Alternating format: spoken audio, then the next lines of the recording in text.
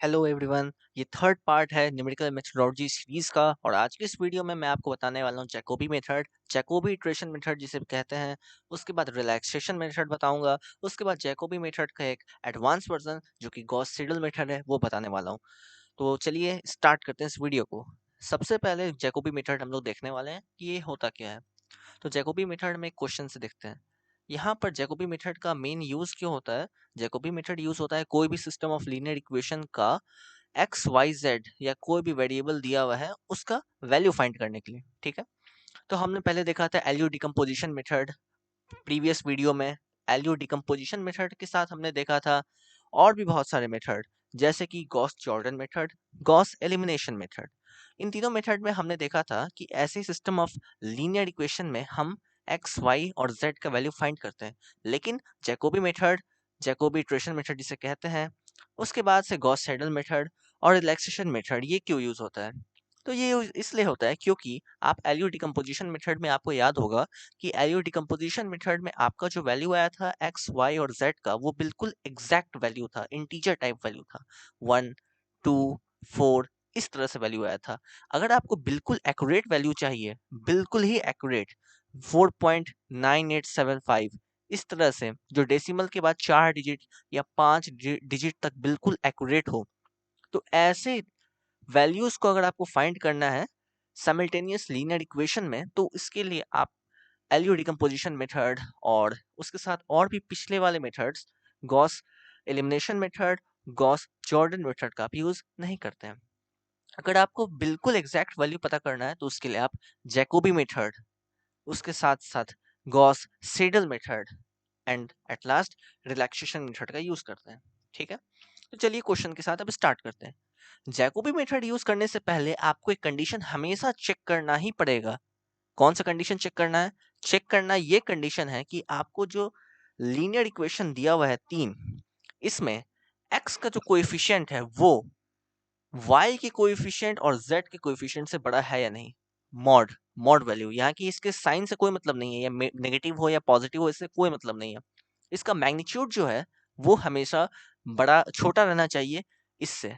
ठीक है, तो आप देख सकते हैं 27 जो है, 27 का मैग्नीट्यूड हमेशा बड़ा रहेगा। 6 + 7, यहाँ पे 27, यहाँ पे 7 है। 27 ऑब्वियसली बड़ा है 27 से, सॉरी 27 ऑब्वियसली बड़ा है 7 से। ठीक है, तो ये कंडीशन फॉलो हो रहा है। अब दूसरा कंडीशन है कि दूसरा इक्वेशन जो दिया हुआ है उसमें y का जो कोएफिशिएंट है वो हमेशा बड़ा रहना चाहिए the sum of magnitude of the coefficient of x and the coefficient of z। 15 जो है वो ऑब्वियसली बड़ा है 6 + 2 से, ये 15 है, ये 8 है, ये भी कंडीशन सेटिस्फाई कर रहा है। तीसरा एंड एट लास्ट कंडीशन ये है कि आपका तीसरा इक्वेशन में z का जो कोएफिशिएंट है, z का कोएफिशिएंट हमेशा बड़ा रहना चाहिए magnitude of coefficient of x and the magnitude of coefficient of y से, यानी कि इन दोनों के कोएफिशिएंट से बड़ा रहना चाहिए। यहाँ पे कुछ नहीं, इसका मतलब 1 है, तो 1 + 1 2, एक तरफ 54 है, ऑब्वियसली 54 बड़ा है 2 से, तो तीसरा कंडीशन भी सेटिस्फाई करता है। अब ये जो आपको कंडीशन मैंने बताया है, ये 3 कंडीशन जो कि डिसाइड करेगा कि आप किसी लीनियर इक्वेशन में जैकोबी मेथड का यूज कर सकते हैं कि नहीं। इस कंडीशन को कहा जाता है diagonals dominance property. Okay, diagonals dominance property. Okay, तो चलिए अब जैकोबी मेथड देखते हैं कि कैसे यूज करना है। ये तो कंडीशन हुआ, ये चेक करने का कंडीशन है कि जैकोबी मेथड हम यूज कर सकते हैं कि नहीं कर सकते हैं। जब सेटिस्फाई कर गया तब यूज करना है।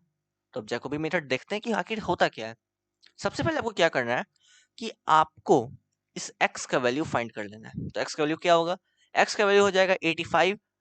x का वैल्यू क्या हो जाएगा? x का वैल्यू हो जाएगा, इसको सबको आप इधर ले आएंगे, 85 + z - 6y डिवाइडेड बाय 27।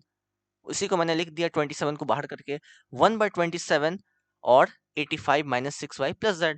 ठीक है, वैसे ही y का क्या हो जाएगा? 72 - 2z - 6x डिवाइडेड बाय 15। सही है, 1/15 एक तरफ आ गया और बाकी सब एक तरफ। सिमिलरली z का वैल्यू क्या हो जाएगा? 110 - x - y डिवाइडेड बाय 54।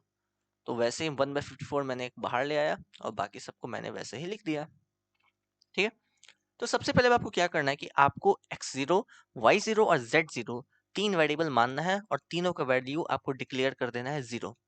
ये हर बार आपको करना है, हर बार, चाहे वो जैकोबी मेथड हो या आगे हम पढ़ने वाले हैं गॉस सीडल मेथड, दोनों में। तो अभी जैकोबी मेथड का बात करते हैं। इसमें आपको x0, y0 और z0 तीनों को आपको 0 पहले डिक्लेयर कर देना है। अब स्टार्ट होता है वैल्यू फाइंड करना। तो जैसे हमने पहले वाले पार्ट में देखा था न्यूटन रैप्सन मेथड, है ना, Newton Raphson method, false position method, है ना। तो ऐसे मेथड में हमने इटरेशन का यूज किया था और जब वैल्यू रिपीट करता था तो हम उसे root find, real root declare कर देते थे, उससे हम रियल रूट डिक्लेयर कर देते थे उस इक्वेशन का, ठीक है, रियल रूट हम डिक्लेयर कर देते थे। तो वैसे ही यहाँ पर आपको रियल सॉल्यूशन फाइंड करना है, तो इसके लिए भी इटरेशन का यूज होगा। इसमें भी इटरेशन बहुत बार हो सकता है, ये डिपेंड करेगा क्वेश्चन पे कि क्वेश्चन पूछ रहा है up to 4 significant digits, sorry up to 4 decimal places, significant digit नहीं कह सकता है, डेसिमल के बाद 4 डिजिट अगर सेम रिपीट कर रहा है तो वहीं पे आपको स्टॉप कर देना है। तीनों वैल्यू, ये नहीं कि केवल यही वैल्यू रिपीट कर रहा है, तीनों वैल्यू रिपीट करेगा ही करेगा, ऐसा नहीं है कि एक करेगा बाकी दो नहीं करेगा। अगर एक कर रहा है तो दोनों ऑब्वियसली करेगा ही करेगा, आप देखेंगे प्रैक्टिस करके, आप देखेंगे आगे मैं आपको बताऊंगा भी, आप देखेंगे, ठीक है। तो वैसे अगर रिपीट कर रहा है तब, नहीं तो अगर क्वेश्चन में लिखा है up to 4 iteration, up to 5 iteration, तो आपको रिपीट करे ना करे आपको 4th और 5th इटरेशन पे जाके स्टॉप कर देना है, और वहां पर जो आपका वैल्यू आएगा, ये हो गया पहला x का वैल्यू, ये हो गया y का वैल्यू, और ये हो गया z का वैल्यू, ठीक है। ऐसे करते करते आपको वहां पे स्टॉप कर देना है। लेकिन अगर ऐसा कुछ नहीं कहा गया, आपको सीधे कह दिया है कि find the real solution of this simultaneous linear equation by using Jacobi method, तो आपको जितना इटरेशन हो रहा है होते रहना है, करते रहना है, जब तक कि 4 डेसिमल प्लेसेस आपका रिपीट ना कर जाए। डेसिमल के बाद 4 डिजिट्स आपका जब तक रिपीट नहीं कर जाए, आपको बढ़ते ही जाना है, काम करते ही जाना है, आपको वैल्यू फाइंड करते ही जाना है, ठीक है। तो चलिए, वैसे ही यहाँ पे जो आपने इक्वेशन फाइंड किया है एक्स वाई जेड का, इसका अब जरूरत पड़ेगा। इसमें आपको क्या करना है, इसमें आपको x1 यहाँ पर लिख देना है, ठीक है। ये x1 है, ऊपर लिखा हुआ है, क्योंकि कोई बार क्वेश्चन में क्या होता है, यहाँ पर तो एक्स वाई जेड है, कई बार क्वेश्चन में x1 x2 x3 रहता है, तो यहाँ पर x के नीचे, यहाँ पर x के नीचे 1 और फिर यहाँ पर एक 1 रहेगा तो सही रहता है, वरना यहीं पे 1 रहेगा तो 11 सब समझ लेंगे, तो ये गड़बड़ हो जाता है। इसीलिए यहाँ पर ये अगर नीचे 1 है तो इसका मतलब है कि ये x1 x2 ये जो वैल्यू है वेरिएबल, वेरिएबल है, ठीक है। और यहाँ पर x के ऊपर अगर 1 दिया हुआ है, x के ऊपर अगर 3 दिया हुआ है, तो इसका मतलब है कि ये थर्ड इटरेशन में जो x का वैल्यू है वो बता रहा है, ये फर्स्ट इटरेशन में जो x का वैल्यू है वो रिप्रेजेंट कर रहा है, ठीक है। तो वैसे ही फर्स्ट इटरेशन में x1 का वैल्यू क्या हो जाएगा, यहाँ पर आपको क्या करना है, यहाँ पर अगर आप फर्स्ट इटरेशन ले रहे हैं तो अगर यहाँ पर x1 है, सिंपल सा रूल आपको याद रखना है, अगर मैं यहाँ पर x1 ले रहा हूँ, यहाँ पर x2 ले रहा हूँ, यहाँ पे x3 ले रहा हूँ, कोई भी वैल्यू ले रहा हूँ, उसके जस्ट एक पीछे वाला वैल्यू आपको यहाँ पर डालना है, ठीक है, यहाँ पर डालना है। तो यहाँ पर x1 है तो x1 के जस्ट पीछे वाले वैल्यू कौन सा होगा, x0 होगा, और x0 का वैल्यू आपने फाइंड करके पहले से रखा हुआ है। फाइंड नहीं किया, मतलब ये एक तरह का रूल है जिसमें आपको करना ही है, आपको पहले ही डिक्लेयर कर देना है कि ये वैल्यू 0 है, ठीक है। तो ये आपने पहले से रखा हुआ है, तो इसमें आपको वैल्यू डाल देना है। वैल्यू डाल के जो आपको आखिरी में कैलकुलेट करके आएगा, आप साइंटिफिक कैलकुलेटर का इजीली यूज कर सकते हैं एग्जामिनेशन में भी और घर में भी। तो आपका जो वैल्यू आएगा उस वैल्यू को आपको x1 यहाँ पर नाम दे देना है, वैसे ही y1 आएगा, वैसे ही z1 आएगा, सही है। इस y और z इन दोनों में यहाँ पर x का वैल्यू 0 डाला, z का वैल्यू 0 डाला, यहाँ पर भी x का वैल्यू 0 डाला, और यहाँ पर भी y का वैल्यू 0 डाला। तो यहाँ पर x का वैल्यू 0 डाला, y का वैल्यू भी 0 डाला, तो ये आ गया 72/15 यानी कि 4.8, ठीक है। और वैसे ही यहाँ पर z का जो वैल्यू था वहां पर क्या है, x और y, तो यहाँ पर x0 और y0 डाला, तो x0 का वैल्यू क्या है 0, y0 का भी वैल्यू 0 है, 0 0 डाला, 110 डिवाइड बाय 54 कैलकुलेट किया, 2.037 आ गया। तो ये क्या है, x1 y1 और z1, ये तीन वैल्यू आपका आ चुका है। ये फर्स्ट इटरेशन में आपका ये x y और z आ गया। अब सेकेंड इटरेशन में आपको क्या करना है, आपको बस नंबर बढ़ाते जाना है। यहाँ पर अगर x1 है तो x2 कर देना है, वहां पर अगर x2 होगा तो यहाँ पर जो x0 था वो हो जाएगा x1, तो x1 का वैल्यू आपने पहले से फाइंड करके रखा है, तो उस वैल्यू को आपको डाल देना है। तो सेकंड इटरेशन में हो गया x2 two is equal to 1/2785 minus 6 into ये x1 का वैल्यू, तो x1 का वैल्यू कितना है सॉरी x1 नहीं है ये, सॉरी y1, ठीक है। तो y1 का वैल्यू कितना है 4.8, तो यहाँ पे 4.8 मैंने डाल दिया, प्लस इक्वेशन आपको देखते रहना है, प्लस क्या है z, तो यहाँ पे z1 का कितना वैल्यू है 2.037, तो यहाँ पे 2.037 डालना है और वैल्यू ले आ देना है, ठीक है। वैसे y2 में करना है, आ गया। y2 में भी आपको देख लेना ऊपर की कौन सा इक्वेशन है। अब मैं समझता हूँ कि आपको समझ में आ गया होगा, इसलिए मैं थोड़ा जल्दी में निकालता हूँ इसको। तो यहाँ पर x1 हो जाएगा और यहाँ पर z1 हो जाएगा, ठीक है। तो यहाँ पर x1 का वैल्यू डाल देना है, ये x1 का वैल्यू, और यहाँ पर z1 का वैल्यू डाल देना है, ये हो गया z1 का वैल्यू। ओके, इसको कैलकुलेट कर लेना है साइंटिफिक कैलकुलेटर से, ये आ गया y2 का वैल्यू। यहाँ पर z2 का वैल्यू निकालना है, वैसे ही z2 का वैल्यू आ गया 1.89। ओके, अब थर्ड इटरेशन में वैसे ही वैल्यू बढ़ा देना है, x3 करना है, यहाँ पे सब में x2 डाल देना है, वैल्यू कैलकुलेट कर लेना है, ये वैल्यू आ गया x3 y3 और ये z3। ओके, अब फोर्थ इटरेशन में जाना है, 4 कर देना है, फिर से वैल्यू डाल देना है प्रीवियसली जो जो आया है, जो प्रीवियस में ये तीनों वैल्यू आ रहा है, इसी तीनों वैल्यू का यूज करना है, ठीक है। ये आ गया x4 y4 और z4। फिफ्थ इटरेशन में जाना है आपको, तब तक करते जाना, तब तक देखते रहना है कि कम से कम 3 to 4 डेसिमल प्लेसेस रिपीट ना करे। यहाँ पर आप देख सकते हैं 2.401 है, यहाँ पर 2.492 है, केवल एक डेसिमल प्लेसेस के बाद का डिजिट मैच कर रहा है 4, जो कि बिल्कुल भी करेक्ट नहीं कहला सकता है। कम से कम 4 या 3 तो मैच करना ही चाहिए, ठीक है। तो यहाँ पर आप फिफ्थ इटरेशन में जाएंगे, 5 का वैल्यू निकालेंगे तो 2.432 3.583 1.927 आएगा। कैलकुलेट करने के बाद आप कैलकुलेट करना, बिल्कुल सेम टू सेम आंसर आएगा। मैच नहीं कर रहा है, फिर आगे जाएंगे। अब आप खुद से कैलकुलेट यहाँ पर करना, मैंने सीधे कैलकुलेट करके यहाँ पे आंसर रखा हुआ है। सिक्स इटरेशन में आप जाएंगे तो यहाँ पर वैल्यू आएगा ये और ये, और सेवंथ इटरेशन में आएगा ये। तो आप यहाँ पर देख सकते हैं कि 2.423 और 2.426 लगभग मैच कर रहा है, 3 डेसिमल प्लेसेस तक मैच कर रहा है, ठीक है। इस पे मैंने टिक मार दिया, ठीक है। अब इसमें देखते हैं 3.57, यहाँ पर 3.574 होगा, ठीक है। और यहाँ पर आप देख सकते हैं कि रिपीट कर रहा है, ये बिल्कुल बिल्कुल रिपीट कर रहा है, तो इस पे भी मैंने टिक मार दिया। चलो ठीक है, x भी आ गया, y भी आ गया, अब z भी देख लेते हैं। 1.926 आ रहा है, और यहाँ पर क्या है 1.926, ये भी रिपीट कर गया। चलो ठीक है, तो ये तीनों जब रिपीट कर गया तो x का वैल्यू हमें मिल चुका है। x का वैल्यू आ गया 2.423, ठीक है। y का वैल्यू कितना आया, y का वैल्यू आ गया 3.574, और वैसे ही z का वैल्यू कितना आया, z का वैल्यू आया 1.92 और 6। तो ये तीनों वैल्यू जो आपने फाइंड किया, ये किससे किया, गॉस सीडल मेथड से, इटरेशन की हेल्प से, ठीक है। तो आप आखिरी में लिख सकते हैं, hence sixth and seventh iteration give particularly same values, therefore we can stop now the iteration, hence the solution of the given equation using Jacobi method is, value आपको डाल देना है, आंसर, ठीक है। अब नेक्स्ट टॉपिक पे चलते हैं जिसका नाम है Gauss Seidel iterative method. Gauss Seidel iterative method लगभग जैकोबी मेथड की तरह ही है, लेकिन अब मैं आपको बताता हूँ, दिखाता हूँ कि कैसे ये थोड़ा सा चेंज है जैकोबी मेथड से, और थोड़ा सा ज़्यादा यूजफुल भी है, क्योंकि इसमें इटरेशन कम करते हैं, इसमें इटरेशन ज़्यादा नहीं करते हैं, और लगभग fifth decimal places, six decimal places तक वैल्यू सेम आ जाता है, एग्जैक्ट आ जाता है, ठीक है। तो देखते हैं, तो इसमें भी वही है, लीनियर इक्वेशन दिया हुआ है, अब इसका आपको एक्स वाई जेड का वैल्यू फाइंड करना है। वही आपको डायगोनल डोमिनेंस प्रॉपर्टी पहले चेक करना है, जो मैंने बताया। तो यहाँ पर आप देख सकते हैं 2 जो है वो मॉड ऑफ -1 और 0 से बड़ा होगा, ठीक है, क्योंकि 2 इज ग्रेटर देन ऑलवेज 1। यहाँ पर 2 जो है वो बड़ा होगा और इक्वल टू होगा 1 + 1 से, क्योंकि ये 2 हो जाएगा, इधर भी 2 है। तो डायगोनल डोमिनेंस प्रॉपर्टी कहता है कि या तो ग्रेटर देन होना चाहिए या इक्वल टू होना चाहिए, दोनों में से कोई एक होना चाहिए, छोटा कभी नहीं होना चाहिए, या तो बड़ा है या तो इक्वल है। अगर इक्वल भी है तब भी ठीक है, तब भी चलेगा, ठीक है।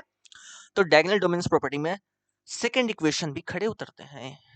तो अब थर्ड इक्वेशन में देखते हैं, थर्ड में क्या कह रहा है, थर्ड में 2 इज ग्रेटर देन 1 + 0। तो यहाँ पर देख सकते हैं कि 2 1 से बड़ा है, सही है भाई, ठीक है। तो 2 1 से बड़ा है, तो डायगोनल डोमिनेंस प्रॉपर्टी तीनों इक्वेशन सेटिस्फाई करता है।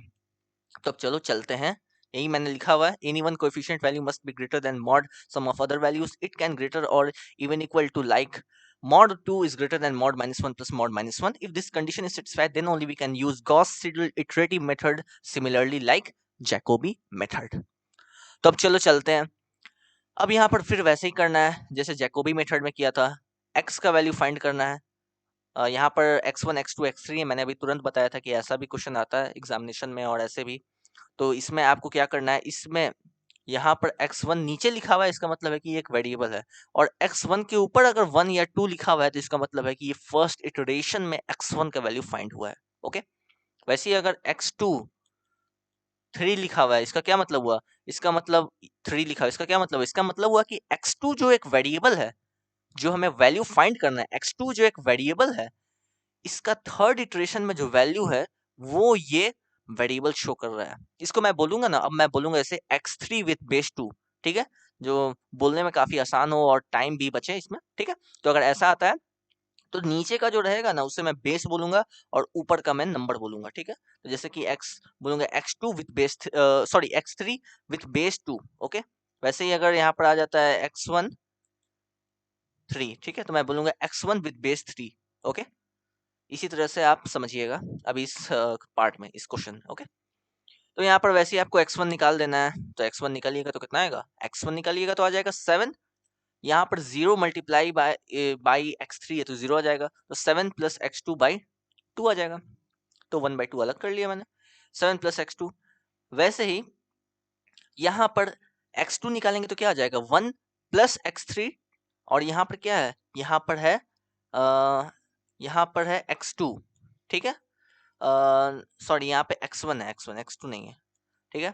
तो यहाँ पर क्या आ जाएगा, यहाँ पर आ जाएगा x2 इज इक्वल टू, बस आपको LHS से RHS में शिफ्ट आपको कर देना है। शिफ्ट कहाँ से कहाँ तक करना है, LHS से RHS में आपको शिफ्ट कर देना है, और x1 x2 x3 का वैल्यू आपको बस फाइंड कर लेना है, ठीक है। तो ये हो गया x2 का वैल्यू, ये हो गया x3 का वैल्यू, सही है। अब इटरेशन स्टार्ट करना है, same to same ditto Jacobi method. Okay, तो यहाँ पे वही करना है, यहाँ पर x0 with base 1 0, x0 with base 2 0, x0 with base 3 0, यानी कि जीरोथ इटरेशन में x1 x2 x3 का वैल्यू मैंने 0 मान लिया, जैसे पहले भी माना था, ठीक है। आप चाहे तो यहाँ पे x1 x2 x3 को xyz से भी रिप्लेस कर सकते हैं, लेकिन ये इस टाइप का क्वेश्चन है जिसमें x1 x2 x3 ही आपको लेके चलना पड़ेगा, आप बीच में अपने मन से चेंज नहीं कर सकते हैं, ठीक है। इसलिए समझाने के लिए मैं इसे यहाँ पर बोलूंगा x0 with base 3, समझ गए। अगर कंफ्यूजन नहीं होना चाहिए आपको, इसलिए मैं आपको पहले ही बता दे रहा हूँ। तो यहाँ पर x1 विथ बेस 1, यहाँ पर क्या करना है आपको, पहले की तरह ही करना है, एक पीछे। तो यहाँ पर एक पीछे आप डालिएगा तो x0 विथ बेस 1 कितना है, 0 है, तो यहाँ पर डाल दिए तो 3.5 आ गया। अब यहाँ पर ट्विस्ट किया है, मेन डिफरेंस जो है जैकोबी मेथड और गॉस सेडल मेथड के बीच में वो ये है कि अगर आप एक इटरेशन में, जैसे ये जीरोथ इटरेशन में x1 x2 x3 का वैल्यू अगर 0 0 है, और जैकोबी मेथड अगर आप यूज करते तो आपको x1 x2 x3 दोनों का जीरोथ इटरेशन का ही वैल्यू 0 0 0 डालना पड़ता, समझे। फर्स्ट इटरेशन में आपको 0 0 ही डालना पड़ता जो जीरोथ इटरेशन का, लेकिन गॉस सेडल मेथड थोड़ा ज्यादा एडवांस है जैकोबी मेथड से। क्यों, क्योंकि अभी जो लेटेस्ट वैल्यू जो आपका आता है उसे गॉस सेडल मेथड अपने अंदर एब्जॉर्व कर लेता है, यानी कि x1 का वैल्यू यहाँ पे आप देख सकते हैं कि आपको मिल गया 3.5। अब सेकंड इक्वेशन में आप देख रहे हैं कि 1/2, सेकंड इक्वेशन में आप देखिए, सेकंड इक्वेशन में है 1/2 1 प्लस x1 प्लस x3, ठीक है। अगर जैकोबी मेथड की बात की जाए तो यहाँ पर x1 का वैल्यू क्या होना चाहिए था, 0 होना चाहिए था, क्योंकि जीरोथ इटरेशन का है, ठीक है। लेकिन यही डिफरेंस है जैकोबी मेथड और गॉस सेडल मेथड के बीच में। अगर जैसे ही गॉस सेडल मेथड आता है और वैल्यू पहले निकल जा चुका है उसी इटरेशन में, यहाँ पर फर्स्ट इटरेशन के अंदर ही इसका वैल्यू निकला है 3.5, और फर्स्ट इटरेशन के अंदर ही इसका वैल्यू मांग रहा है फिर से, ठीक है। तो हम जीरोथ इटरेशन का वैल्यू ना देके इसी इटरेशन का वैल्यू दे देंगे। सिंपल लैंग्वेज में कहे तो जैसे ही आपका कोई वैल्यू निकलता है, ठीक है, और वैसे ही अगर आपका वेरिएबल मांग रहा है तो आप इसके पिछले वाले इटरेशन का वैल्यू ना दे, ना ही सेकंड का, ना थर्ड का, ना जीरोथ का। उसी इटरेशन में आपका जो वैल्यू आया है अगर आ चुका है तो आप उसे दे, अगर नहीं आया है तभी पीछे वाले इटरेशन का आप वैल्यू दे, समझ गए।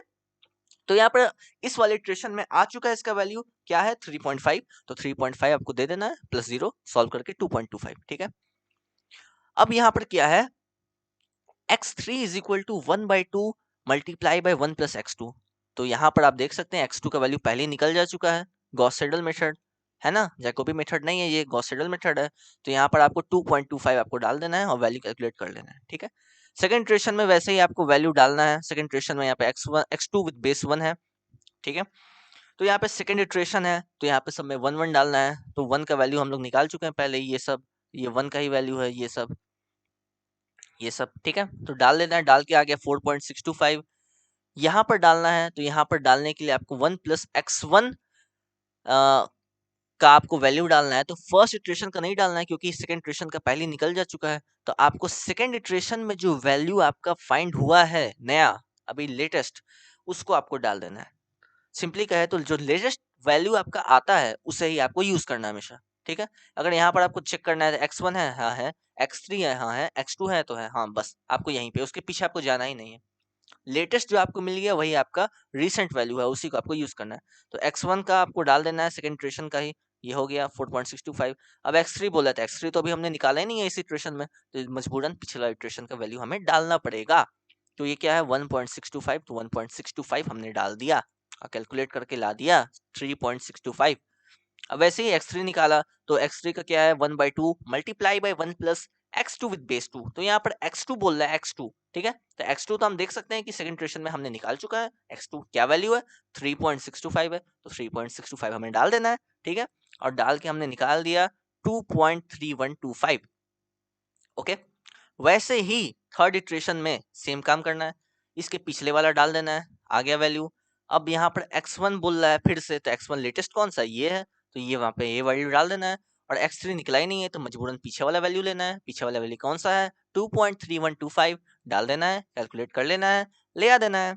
वैसे ही x3 का यहाँ पर देख सकते हैं x2 बोल रहा था, x2 अभी तो आ चुका है इसी इटरेशन में, ठीक है, यहाँ पे कोई मजबूरी नहीं है। तो यहाँ पर जो वैल्यू है हमारा आ चुका 4.3125, इसको यहाँ पर डाल देना है, डाल के कैलकुलेट करके ले आ देना है। और ये x3 विद बेस 3 आ गया, जो कि थर्ड इटरेशन का x3 का वैल्यू है।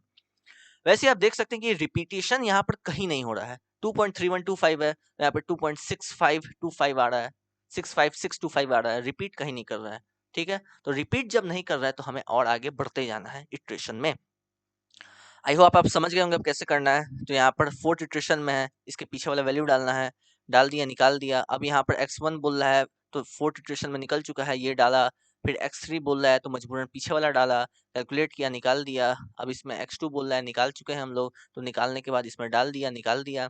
अब रिपीटेशन यहाँ पर आप देख सकते हैं कि थोड़ा बहुत होने लगा है ना। रिपीटेशन थोड़ा बहुत होने लगा है, लेकिन फिर भी बिल्कुल एग्जैक्ट तो नहीं हुआ है। तो यहाँ पे लिखा हुआ आप पढ़ सकते हैं, similarly we have to do as much number of iterations as we can get the four decimal places same of all three variables, namely x1 x2 और x3, क्योंकि यहाँ पर x1 x2 x3 variables use हुआ है। अगर आपके case में xyz है तो आप xyz लिख सकते हैं, ओके। तो यहाँ पे so accordingly we can write 11 to 12 iterations, oh my god, but I will write only till 7 iteration, ठीक है। हम लोग 11 से 12 इटरेशन तक लिख सकते हैं, जब तक आपका मन चाहे। आप चाहेंगे कि डेसिमल के बाद 6 डिजिट तक आपको सेम चाहिए तो आप लिखते जाइए। अगर आप चाहते हैं 10 डिजिट तक आपका सेम है तो और 100-200 इटरेशन लिखते जाइए। लेकिन मैं अभी 7 इटरेशन लूंगा, क्योंकि अब आप समझ चुके हैं, कंसेप्ट समझ चुके हैं कि ये जैकोबी मेथड से डिफरेंट क्यों है। क्योंकि जैकोबी मेथड में पीछे वाला इटरेशन का हर वैल्यू डालना पड़ता था, लेकिन इसमें ऐसा नहीं, इसमें रीसेंट वैल्यू डालना पड़ता है। अगर इसी इटरेशन में इसके पहले वाला वैल्यू को आपको यूज करना है और आ चुका है तो आप उसका यूज आसानी से कर सकते हैं, ताकि ज्यादा एक्यूरेट वैल्यू आपका फाइंड हो सके कम से कम इटरेशन में, इन गॉस सीडल मेथड, ओके। तो वैसे ही फिफ्थ इटरेशन में आपको वैल्यू डालना है, आप करके देख लीजिएगा, मैंने सीधे वैल्यू लिख दिया है। तो यहाँ पर आप देख सकते हैं कि रिपीटेशन थोड़ा बहुत अब होना स्टार्ट हो रहा है, लेकिन फिर भी कैलकुलेट करके आप देखेंगे तो बिल्कुल परफेक्ट नहीं आया, तो आपको अप्रोक्सीमेट मानना ही पड़ेगा। तो यहाँ पर आप देख सकते हैं 5.9570 तो अप्रोक्सीमेटली 6 के बराबर है। ये किसके बराबर है, अप्रोक्सीमेटली 5 के बराबर। ये किसके बराबर है, अप्रोक्सीमेटली 3 के बराबर है। तो क्या हो गया 356। अप्रोक्सीमेट अगर निकालेंगे तो ये है, और एक्यूरेट निकालेंगे तो एक्यूरेटली वैल्यू जो है वो ये है। मैं फिर से बोलूंगा, ये आपका चॉइस है। अगर आप चाहते हैं कि बिल्कुल सेम आए तो आपको बढ़ते जाना है 10 इटरेशन 20 इटरेशन तक, लेकिन ये मैं ट्यूटोरियल बना रहा हूँ तो मैं इतना लंबा बता नहीं सकता, मुझे कंसेप्ट आपको बताना है। तो कंसेप्ट आप जान चुके हैं, अगर आप चाहे तो और अभी प्रैक्टिस कर सकते हैं। तो ये हो गया गॉस सीडल मेथड, और आखिरी में आपको लिख देना है, hence according to Gauss Seidel method the values are this much, okay. अब हमारा अगला टॉपिक है रिलैक्सेशन मेथड। ये काफ़ी इंपॉर्टेंट है और थोड़ा कंफ्यूजिंग भी है, इसलिए आप इस वीडियो को बड़े ध्यान से देखिएगा और मैं इस टॉपिक को काफ़ी धीरे धीरे एक्सप्लेन करूंगा। बाकी टॉपिक को मैं स्पीड में निकाल देता हूं, लेकिन इस टॉपिक को मैं काफ़ी धीरे धीरे समझाने वाला हूं, ठीक है। तो रिलैक्सेशन मेथड भी गॉस सीडल मेथड और जैकोबी मेथड की तरह ही है, जिसमें आप लीनियर इक्वेशन में उसका वेरिएबल का एग्जैक्ट वैल्यू आप फाइंड करते हैं, ठीक है। तो रिलैक्सेशन मेथड को यूज करने से पहले आपने जो टेस्ट किया था गॉस सेडल मेथड और जैकोबी मेथड में, वही आपको same test diagonal dominance property का आपको पहले यहाँ पे भी करना पड़ता है, ठीक है। तो आपने चेक किया 10 इज ग्रेटर देन 4, सही है। 10 इज ग्रेटर देन 3, सही है। 10 इज ग्रेटर देन 2, सही है। समझ गए आप, ठीक है। अब so we can use relaxation method now. अब हम रिलैक्सेशन मेथड यूज कर सकते हैं क्योंकि यहाँ पर तीनों इक्वेशन सेटिस्फाई कर चुका है डोमिनेंस प्रॉपर्टी को, डायगोनल डोमिनेंस प्रॉपर्टी को तीनों इक्वेशन सेटिस्फाई कर चुका है, ओके। तो यहाँ पर क्या करना है यार, पहले यार यहाँ पे करना है कि रेसिड्यूल आपको पहले मानना पड़ेगा R1। तीन इक्वेशन है तो पहले आपको R1 मान लेना है, एक यहाँ पर एक R2 मान लेना है और यहाँ पर एक R3 मान लेना है, ठीक है। यहाँ पर आपको एक R3 मान लेना है, इसको कहा जाता है रेसिड्यूल्स, ठीक है। इसको रेसिड्यूल्स कहा जाता है। ये तीन रेसिड्यूल्स आपको मान लेना है और मानने के बाद आपको जितना वैल्यू यहाँ पर है इस सब वैल्यू को आपको RHS में शिफ्ट कर देना है। LHS में केवल R1 बचेगा, ठीक है। तो आप सब शिफ्ट कर दीजिएगा तो क्या यहाँ पर बचेगा R1 is equal to 6 plus 2z plus 2y minus 10x। R2 क्या होगा, R2 is equal to 7 plus 2z minus 10y plus x, सही है। और R3 क्या होगा, 8 minus 10z plus y plus x, ठीक है। इतना हम समझ गए। ये रेसिड्यूल्स वैल्यू हो गया R1, R2 एंड R3, ठीक है। बिल्कुल ध्यान से समझिएगा, मैं काफी धीमे धीमे बताने वाला हूँ, बहुत धीरे धीरे बताने वाला हूँ, ये थोड़ा कंफ्यूजिंग होता है, ठीक है। तो ये रेसिड्यूल्स का वैल्यू आपका निकल गया। पहले क्या करना है, पहले डायगोनल डोमिनेंस प्रॉपर्टी का चेक करना है कि ये रिलैक्सेशन मेथड को फॉलो करता है या फिर नहीं करता है, ठीक है। अगर डायगोनल डोमिनेंस प्रॉपर्टी कोई भी इक्वेशन फॉलो कर लेता है तो आप आसानी से Gauss elimination method, Gauss Jordan method और एलयू डिकम्पोजिशन मेथड यूज ना करके Gauss Seidel method, Jacobi method और रिलैक्सेशन मेथड का यूज कर सकते हैं बिल्कुल ही एग्जैक्ट वैल्यू फाइंड करने के लिए, ठीक है। अब ऐसा हो गया, उसके बाद आपको रेसिड्यूल्स बना लेना है, रेसिड्यूल्स R1 R2 R3 बना लिए। अब हमें क्या करना है, अब हमें टेबल बनाना है, ऑपरेशन टेबल बनाना है। अब इसमें क्या करना है, आपने डिफरेंशिएशन कैलकुलस पढ़ा होगा, ये del x del y del z एक तरफ मान लेना है और इसके ऊपर R1 R2 और R3 मान लेना है जो कि रेसिड्यूल्स है। और ये del x del y del z change है एक्स वेरिएबल में, जेड वेरिएबल में और वाई वेरिएबल में, सही है, ठीक है। तो यहाँ पर आपको R1 का वैल्यू यहाँ पर लिखना है, R1, ठीक है। तो R1 यहाँ पर क्या है, x का कोएफिशिएंट डेल एक्स में f का x का कोएफिशिएंट क्या है, -10 है, सही है। वैसे ही R1 में, ये R1 में टोटल R1 का आपको वैल्यू डालना है। 2 का कोई y का कोएफिशिएंट क्या है, 2 है, ठीक है। z का कोएफिशिएंट क्या है, 2 है। तो यहाँ पर -10 2 2 ये R1 का वैल्यू हो गया, ठीक है। Del x del y del z, यहाँ डेल जेड में z का चेंज, y में y का चेंज और z में z का चेंज डालेंगे, किसमें, R1 रेसिडुअल नंबर 1 में, सही है।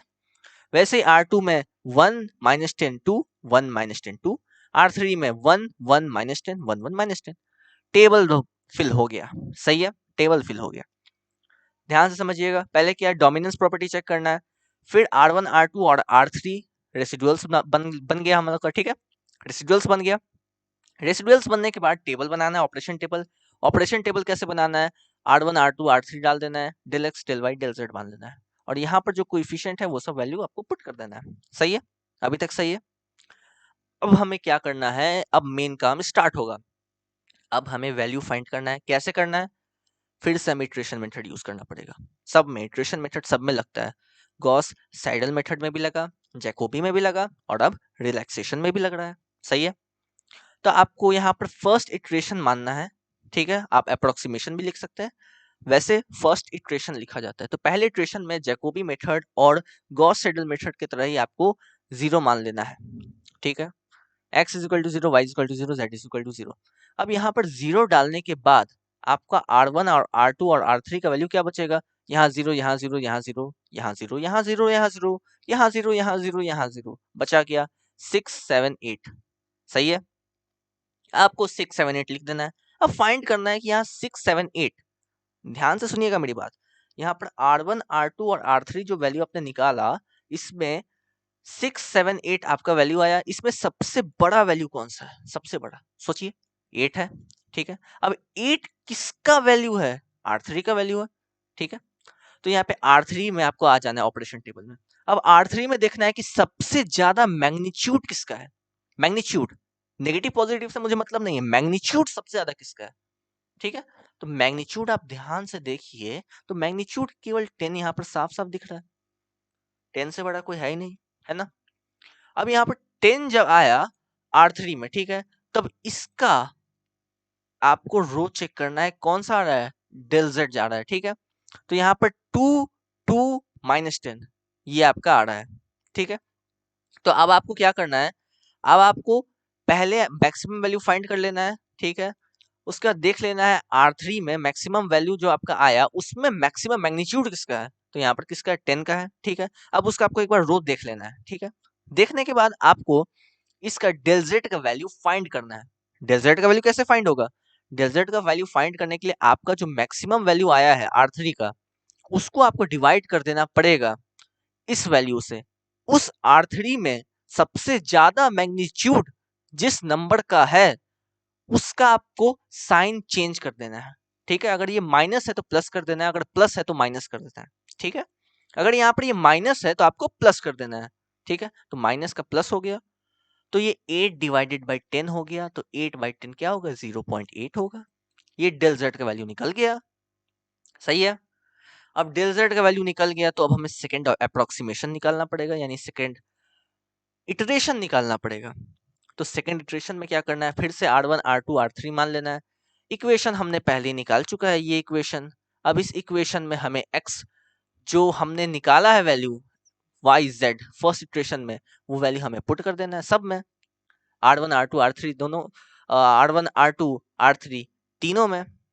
ठीक है, तो वो सब पुट करने के लिए आप जब यहाँ पर आएंगे, तो आप देखेंगे कि हमने तो R1, R2 और R3 ये तो वैल्यू निकाला है, एक्स वाई जेड का तो हमने कुछ जिक्र ही नहीं किया, ना ही कुछ बात किया है। हम यहाँ पे भी चेंज ऑफ जेड बात हो रहा है, डेल जेड।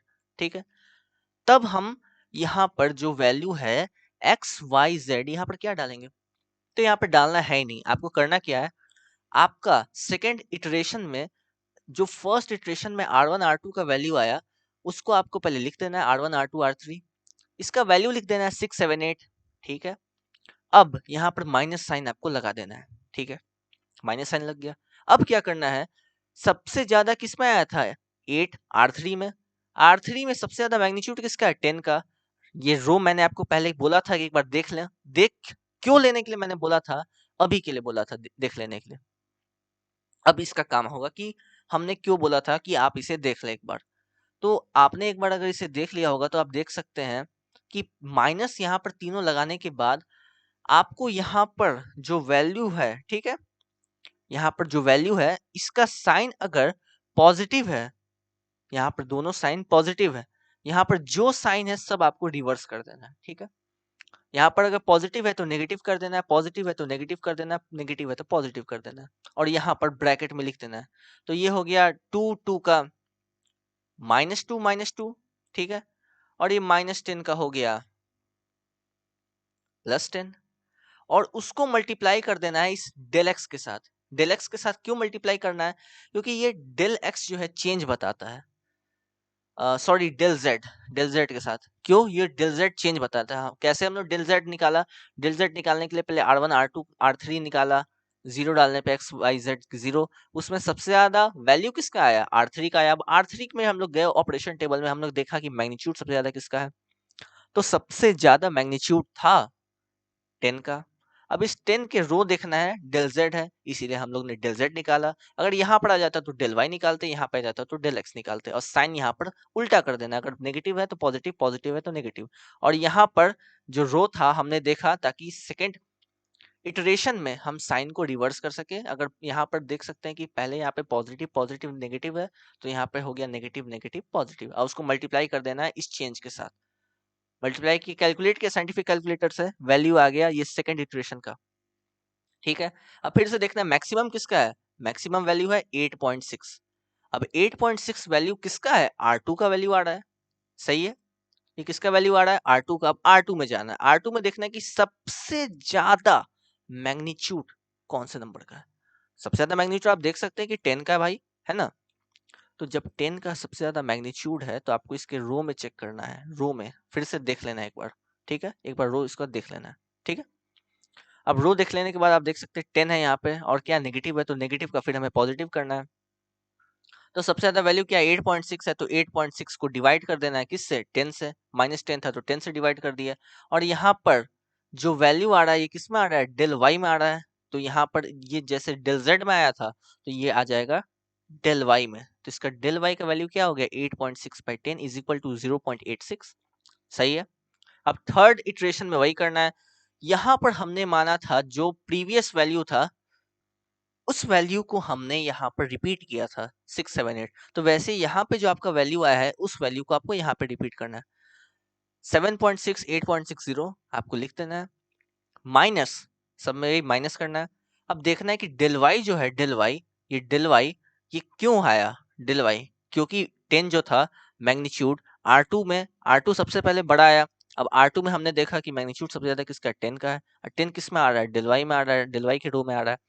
तो डेल वाई हमने निकाल लिया, ठीक है। अब डेल वाई में यहाँ पर फिर जो नीचे हमने किया था साइन रिवर्स करके ब्रैकेट में लिख दिया, वही हम लोग को करना है। तो साइन रिवर्स किए तो यहाँ पर क्या है, पॉजिटिव नेगेटिव पॉजिटिव, क्या हो जाएगा, नेगेटिव पॉजिटिव नेगेटिव, क्या हो जाएगा, नेगेटिव पॉजिटिव नेगेटिव, लिख दिया। और इसका जो हमने जस्ट अभी जो हमने निकाला है डेल वाई का वैल्यू, उससे मल्टीप्लाई कर देना है, ठीक है। इससे भी हम लोग मल्टीप्लाई किया था पहले वाले वैल्यू से तो आया था। अब वैसे ही इसमें मल्टीप्लाई करके वैल्यू कैलकुलेट करना है साइंटिफिक कैलकुलेटर से, और ये आ गया। अब ये जो वैल्यू आया, वैल्यू में सबसे ज्यादा मैक्सिमम कौन सा है, फिर से वही प्रोसीजर रिपीट होगा। अब कुछ इसमें नया नहीं है, जो पहले से रिपीट होते आ रहा है वही रिपीट होते जाएगा। तो 9.32 सबसे ज्यादा वैल्यू है, ठीक है। कौन सा में, R1 में। अब R1 में देखना है कि मैग्नीट्यूड सबसे ज्यादा किस में है, तो मैग्नीट्यूड सबसे ज्यादा है डेल एक्स में, ठीक है, 10, ठीक है। तो अब चेंज किसका होगा, एक्स का चेंज होगा। तो ये डेल एक्स का वैल्यू हमें निकालना है। तो डेल एक्स क्या होगा, जो वैल्यू सबसे ज्यादा मैक्सिमम आया है डिवाइडेड बाई उसका साइन अपोजिट कर देना है। तो साइन अपोजिट करेंगे -10 का तो 10 आ गया। तो 9.32 divided by 10 is equal to 0.932, ये आ गया डेल एक्स। अब फोर्थ इटरेशन में हमने क्या करना है कि ये जो वैल्यू है ऐसे के ऐसे उतार देना है, उतार के माइनस लगा देना है। माइनस लगाने के बाद ये डेल एक्स यहाँ पर चेंज हुआ है, तो यहाँ पर क्या है, नेगेटिव पॉजिटिव पॉजिटिव, तो यहाँ पर क्या हो जाएगा, पॉजिटिव नेगेटिव नेगेटिव, वैल्यू को लिख देना है पॉजिटिव नेगेटिव नेगेटिव। और यहाँ पर जो आया आपका वैल्यू डेल एक्स, उसको मल्टीप्लाई कर देना है, कैलकुलेट करके ले आ देना है। यही सेम प्रोसीजर आपको फिर फॉलो करना है। मैक्सिमम वैल्यू आपको चेक करना है कौन सा है, फिर आपको उसका निकाल लेना है। मैक्सिमम वैल्यू चेक करना है, यहाँ पर कौन सा आ रहा है, मैक्सिमम वैल्यू R3 आ रहा है 1.73 और 1.792 है, जो कि 0.932 से बड़ा है, R3 में आ रहा है। तो अब इस R3 में आपको जाके फिर देखना है कि R3 में सबसे ज्यादा मैग्नीट्यूड किसका है, देखना है डेल जेड का है। तो यहाँ पे डेल जेड का यहाँ पर लिख देना है, वही सेम प्रोसीजर अप्लाई करना है। Del z is equal to ये जो वैल्यू आपका आया है सबसे ज्यादा मैक्सिमम, अब इस सबसे ज्यादा मैक्सिमम को आपको डिवाइड कर देना है, किससे, आपको डिवाइड कर देना है उस वैल्यू के साइन अपोजिट से। तो यहाँ पर क्या -10 है, तो ये डिवाइड हो जाएगा 10 से, तो वैल्यू कितना आएगा, 0.1792, ठीक है। तो यही प्रोसीजर आपको रिपीट करते जाना है। और ये डेल वाई डेल जेड का जो वैल्यू निकल रहा है ये चेंज होते जा रहा है, ये चेंज को ही तो रिप्रेजेंट करता है, del y del z del x. तो ये चेंज होते जा रहा है, एग्जैक्ट वैल्यू नहीं निकलना है। तो ऐसे ही आपको करते जाना है करते जाना है करते जाना है। Fifth iteration, six iteration, seventh iteration, eight iteration, ninth iteration, 10th iteration, 11th iteration, 12th iteration, आपको बढ़ते ही जाना है। वही सेम प्रोसीजर आपको अप्लाई करना है। रिलैक्सेशन मेथड में यही थ्योरी था जो मैंने आपको समझाया अभी, ठीक है। ऐसे ही आपको आगे बढ़ते जाना है बढ़ते जाना है। ये 13th इटरेशन है, आप एक बार इसे देख लीजिए। अगर आपको नहीं समझ में आया तो आप इसे नोट कर सकते हैं। वैसे इसमें नहीं समझने लायक अब कुछ बचा ही नहीं है, मैंने आपको सब समझा दिया है, बस एक ही प्रोसीजर अब रिपीट करते ही जाएगा। तो आप देख सकते हैं 38 इटरेशन में आपको जाके 0.002 0.0007 आ गया। तो आपको R1 R2 और R3 का वैल्यू आप देख सकते हैं यहाँ पर बिल्कुल जीरो के करीब आ गया। आपको यहाँ पर करना क्या है ना, आपको रिपीटेशन यहाँ पर चेक नहीं करना है कि R1 R2 R3 रिपीट कर रहा है या फिर del y del x del z repeat कर रहा है कि नहीं, फोर्थ डिजिट तक जैसे जैकोबी और गॉस सीडल में देखते हैं, ऐसा नहीं करना है। यहाँ पर आपका मेन मोटिव रहेगा कि R1 R2 और R3 बिल्कुल जीरो के करीब आ जाए। यहाँ पर आप देख सकते हैं 0.0028 है, 0.005 है, ये पहले ही R20 आ चुका है, ठीक है। अब यहाँ पे अगले बार में देखेंगे कि 0 से 0.02 आया, ये 0 आ गया, तो आप देख सकते हैं कि बहुत ही 0 के करीब आ चुका है। ये तो 0 आ ही गया एग्जैक्ट, ठीक है। ये बहुत ही 0 के करीब आ चुका है, ये बहुत ही 0 के करीब आ चुका है। तो यहाँ पे आपको रुक जाना है। अब रुकने के बाद आपको इसमें भी देखना है कि मैक्सिमम कौन सा है। ऑब्वियसली ये है मैक्सिमम R3। फिर R3 में आपको जाके देखना है मैग्नीट्यूड सबसे ज़्यादा किसका है। फिर उसमें आपको निकालना है डेल जेड का वैल्यू, ठीक है। अब आपको उतना आगे चल के फिर अगला इटरेशन नहीं निकालना है, इसलिए उतना आपको नहीं देखना है। बस आपको वहाँ पर देख लेना है सबसे ज़्यादा मैग्नीट्यूड किसका है, साइन अपोजिट करके डिवाइड कर देना है इससे। तो वहाँ पे ऑब्वियसली हमको आपको याद ही हो गया होगा, मुझे भी याद है। तो -10 था, तो -10 का तीनों में -10 ही है, डेल जेड में भी, डेल एक्स में भी, डेल वाई में भी। तो -10 का हो गया 10, और 10 से इसको डिवाइड करेंगे तो एक और 0 आ जाएगा, 0.00007, ठीक है। तो डेल जेड का वैल्यू आ गया। तो यहाँ पे अब आप स्टॉप कर गए इस वैल्यू के साथ। तो अब आपको वैल्यू जो फाइंड करना है एक्स और वाई और जेड का रिलैक्सेशन मेथड का यूज करके, वो कैसे करना है अब वो देखिए। अब आपको क्या करना है, पहले एक्स लिख लेना है, और जितना भी आपका डेल एक्स का वैल्यू अभी तक आया है, जितना भी प्रीवियसली, जितना भी आप निकाले हैं अभी तक, जितना भी डेल एक्स का वैल्यू आया है, आप चेक कर लेंगे अपने कॉपी में। डेल एक्स का जितना वैल्यू है सबका आपको सम कर देना है। तो पहला आया था 0.932, 0.437, 0 पॉइंट इतना, 0 पॉइंट इतना। तो आपको सम कर लेना है, सम करके आपको अप्रोक्सीमेट निकाल लेना है 1। अगर आप एग्जैक्ट चाहते हैं तो इसको भी आप लिख सकते हैं, लेकिन अप्रोक्सीमेटली ये हो जाएगा 1 के बराबर। सही है। वैसे अभी तक जितना भी डेल वाई आया है उसका आपको सम कर लेना है, और सबको सम करके ऐड कर लेना है, और अप्रोक्सीमेट इसका वैल्यू भी 1 ही आ जाएगा, ठीक है। एग्जैक्ट चाहिए तो एग्जैक्ट ये रहा। और वैसे ही जेड का भी आपको डेल जेड जितना अभी तक आया है सबका आपको सम कर लेना है, और सम करके उसका अप्रोक्सीमेट निकाल लेना है, और अगर एग्जैक्ट चाहिए तो एग्जैक्ट भी ये रहा, और अप्रोक्सीमेट ये रहा। सही है। आखिरी में आप लिख सकते हैं hence values of x y and z by using relaxation method is 1 1 and 1। That's it, यही रिलैक्सेशन मेथड था। तो आई होप आपको काफ़ी अच्छा लगा होगा रिलैक्सेशन मेथड। ये वीडियो अभी खत्म नहीं हुई है, इस वीडियो को अभी आप देखते रहेंगे, अभी और मेथड मैं आपको बताने वाला हूँ। ये एक तरह का वन शॉट वीडियो है रिवीजन के लिए, और अगर आपको नहीं भी कुछ आता है तो कंसेप्ट समझ सकते हैं आप इसको इजीली अपने एग्जामिनेशन के लिए।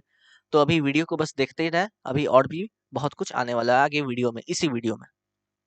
अब हमारा अगला टॉपिक है to find the inverse of a matrix using Gauss Jordan method. Gauss Jordan method का यूज करके, हमने गॉस जॉर्डन मेथड पढ़ा है एक्स वाई जेड का वैल्यू फाइंड करने के लिए, उसका हेल्प करके इनवर्स हमें कैसे निकालना है। आई थिंक ये काफी इजी आपको समझ में आई गया, क्योंकि वो आइडेंटिटी मैट्रिक्स ऑलरेडी बन जाता है। बस आपको यहाँ पर एलिमेंट्री रो ट्रांसफॉर्मेशन करके यहाँ पे इक्विवेलेंट लगा देना है, और इसका जो आखिरी में आपका वैल्यू आएगा वही हो जाएगा इनवर्स। तो वही आपको करना है, आपको यहाँ पर ले आना है 1, और बाकी हर जगह आपको 0 0 0 0, हर जगह आपका 0 0 आ जाना चाहिए, यहाँ पे भी 0, ठीक है। तो आपको एलिमेंट्री रो ट्रांसफॉर्मेशन करना है, R1 माइनस R2 करेंगे, ऐसे करते करते, ये तो समझाने की कोई ज़रूरत है नहीं, आप खुद देख सकते हैं।